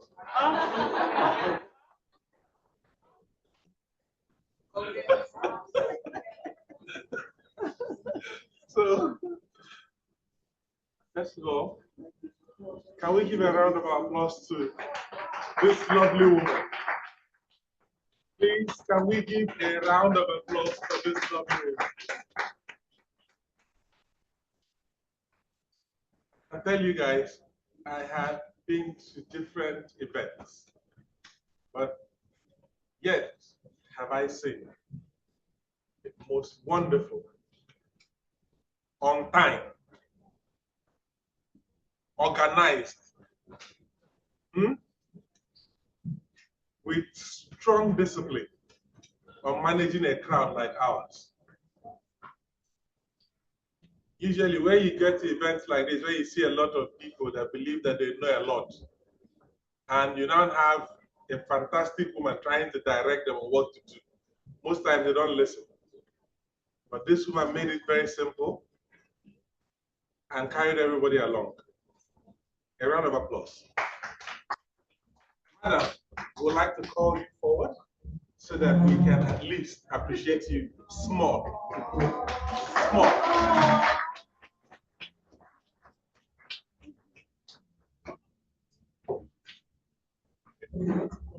Yes.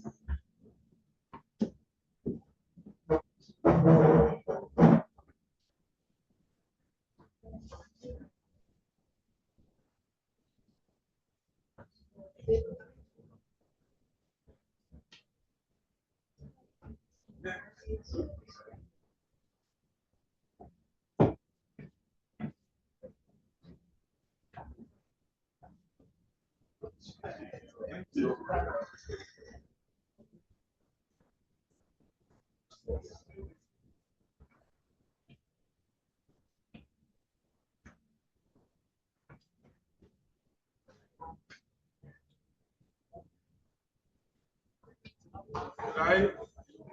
Hello. Hello. Please, can I have everyone's attention, please? Can I have everyone's attention, please?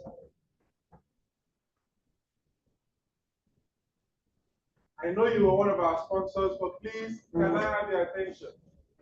What's the name of this one? Please have your seat, sir. Yes.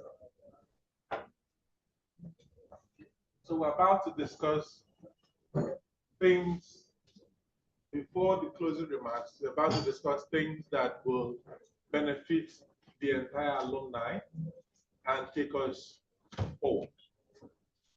So I have the mandate from our president and the entire school to say, first of all, thank you. Thank you for showing up. A round of applause for yourself. I believe that we have learned one thing or the other from these sessions.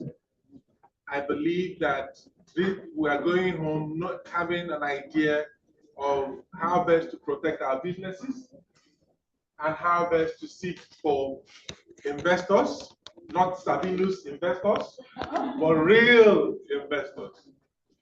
I believe that we are also going home knowing fully well that we can always reach out to one alumni member or the other to seek understanding with the people that you've met in this room, the people you must have engaged, the people you must have exchanged numbers with, so they can be able to seek understanding just in case you miss out or you've forgotten one or the other. Please do not leave this forum without exchanging numbers with somebody, without engaging one individual or the other. That is one of the ways we build our alumni. That is one of the ways we build togetherness. That's how we promote ourselves and at the same time PSN. Just in case you're not aware of who is who, we have one of the best graduating students, if not the best, sitting here. If you're looking for knowledge, just in case. You have a lot of people in the financial sectors. You have a lot of different individuals in the HR sectors. Seek and engage. Then most importantly, we also want to be able to take the alumni forward, and from give and take in the next 2 to 3 months, we'll be discussing directly or engaging you one way or the other about how the dues will now start taking effect.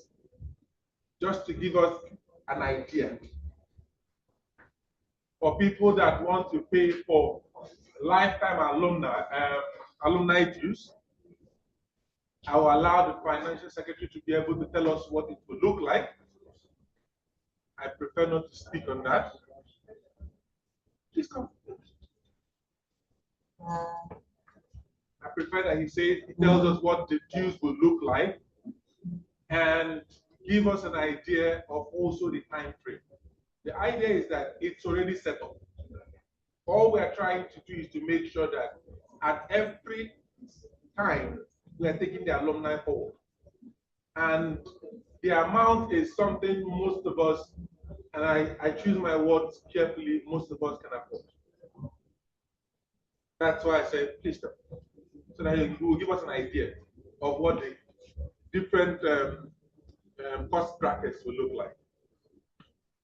All right, thank you. Just so what we are cooking as a framework for sustainable funding for the alumni. Basically, we have 3 categories of membership. We have students membership, which is absolutely free because you are not yet an alumni.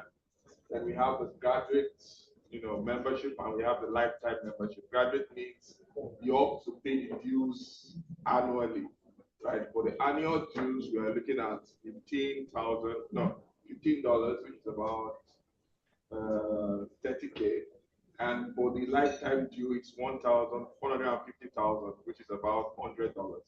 So if you do a lifetime due payment, it means you have free access to most of our events. You're also looking at having executive newsletters that will be generated and shared to you for free, which include insights and some others, and also marketing and also PR opportunities as well for alumni that run businesses that want to also reach a huge network of people. So the model we are looking at is a lifetime opportunity for you to pay your dues. So you pay it once and for all, $100, about 150,000 naira. And if you opt for the annual payments, it's just about 30. So we believe that with that model, we can keep the alumni sustainably funded, and we can sponsor a lot of events that will benefit every one of us. Okay, so we are working out the modalities. We'll be sending out communications in the course of the year, probably in the next 1 or 2 weeks. You'll see communications from us and how you can be part of that, and also how you can register to be and pay your dues as an alumni. We believe also for those who are existing students within BSN that we graduate, would also have to register to be an alumni and then pay their dues as well. So we're counting on you to be part of this framework to keep the alumni sustainable, and we keep engaging you as we go so that you can be part of it. Thank you very much.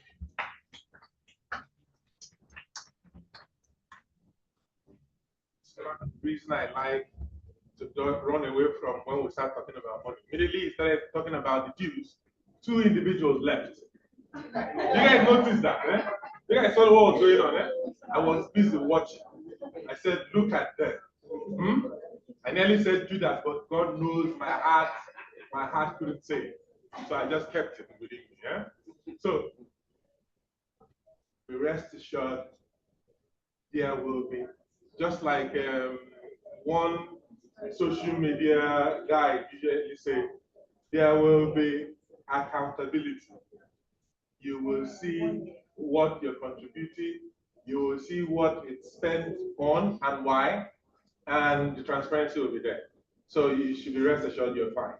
But before I close, or before we close, I need to do this because how many of us know about Good Morning BSN? Mr. Paul, where are you? Please stand up. Very short. All right. Good afternoon, everyone. My name is Paul Adeyinka. I'm also an alumni of the school. And just to give us a little bit about Good Morning BSN, I'm sure most of us know about it. But currently, where we are moving to for the Good Morning BSN is, you can't hear.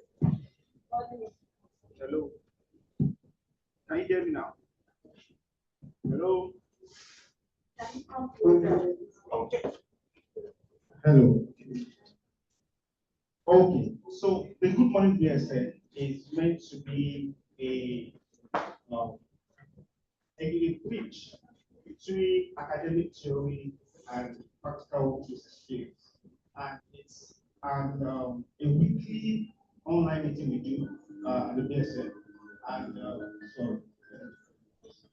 it's a weekly online leadership program. And one of the things we preach at the BSN is continuous learning, right? And from the Good Morning BSN, we've seen we've had a lot of you come to speak. I remember Mr. Modupe was on the Good Morning BSN. And but basically where we are going is that we are looking for sponsorship because we want to be able to at least go bigger and at least move to the next level. Currently, we have over 1,700 people registered from 66 different countries. So it's not just a Nigerian thing, it's a global leadership program. And we currently are looking for sponsorship. You can place a 1-minute advert during that will be advertised during the different BSN during the program. And I'll be reaching out to any one of us here via email. I'll invite you to know of what opportunities like. You have opportunity to be able to present your company, to what you do in adverts during the program. That at least and you have an audience of, like I said, 1,700 across different places of the world. So we'll reach out to you and let you know how you can be part of this program. Thank you very much. I'm very good. Thank you. Please, we rise.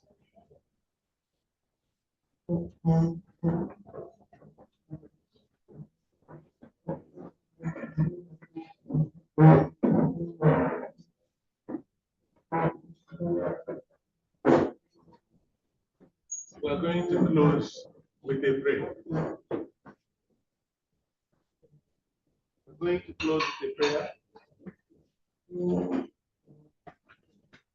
After the prayer, we are closed.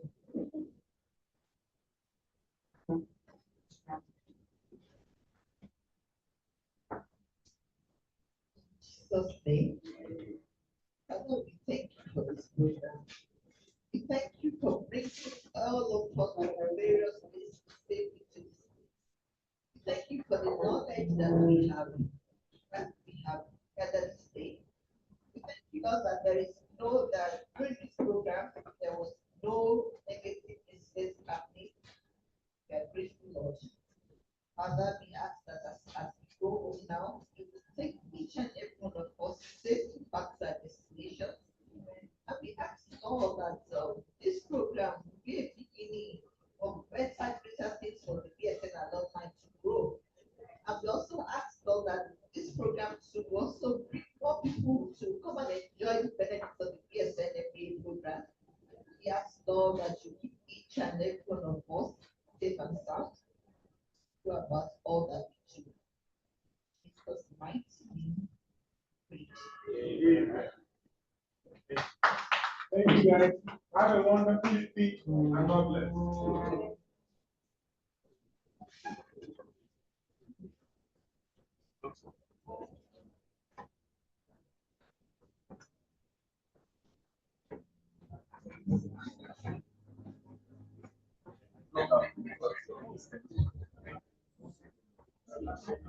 Yes.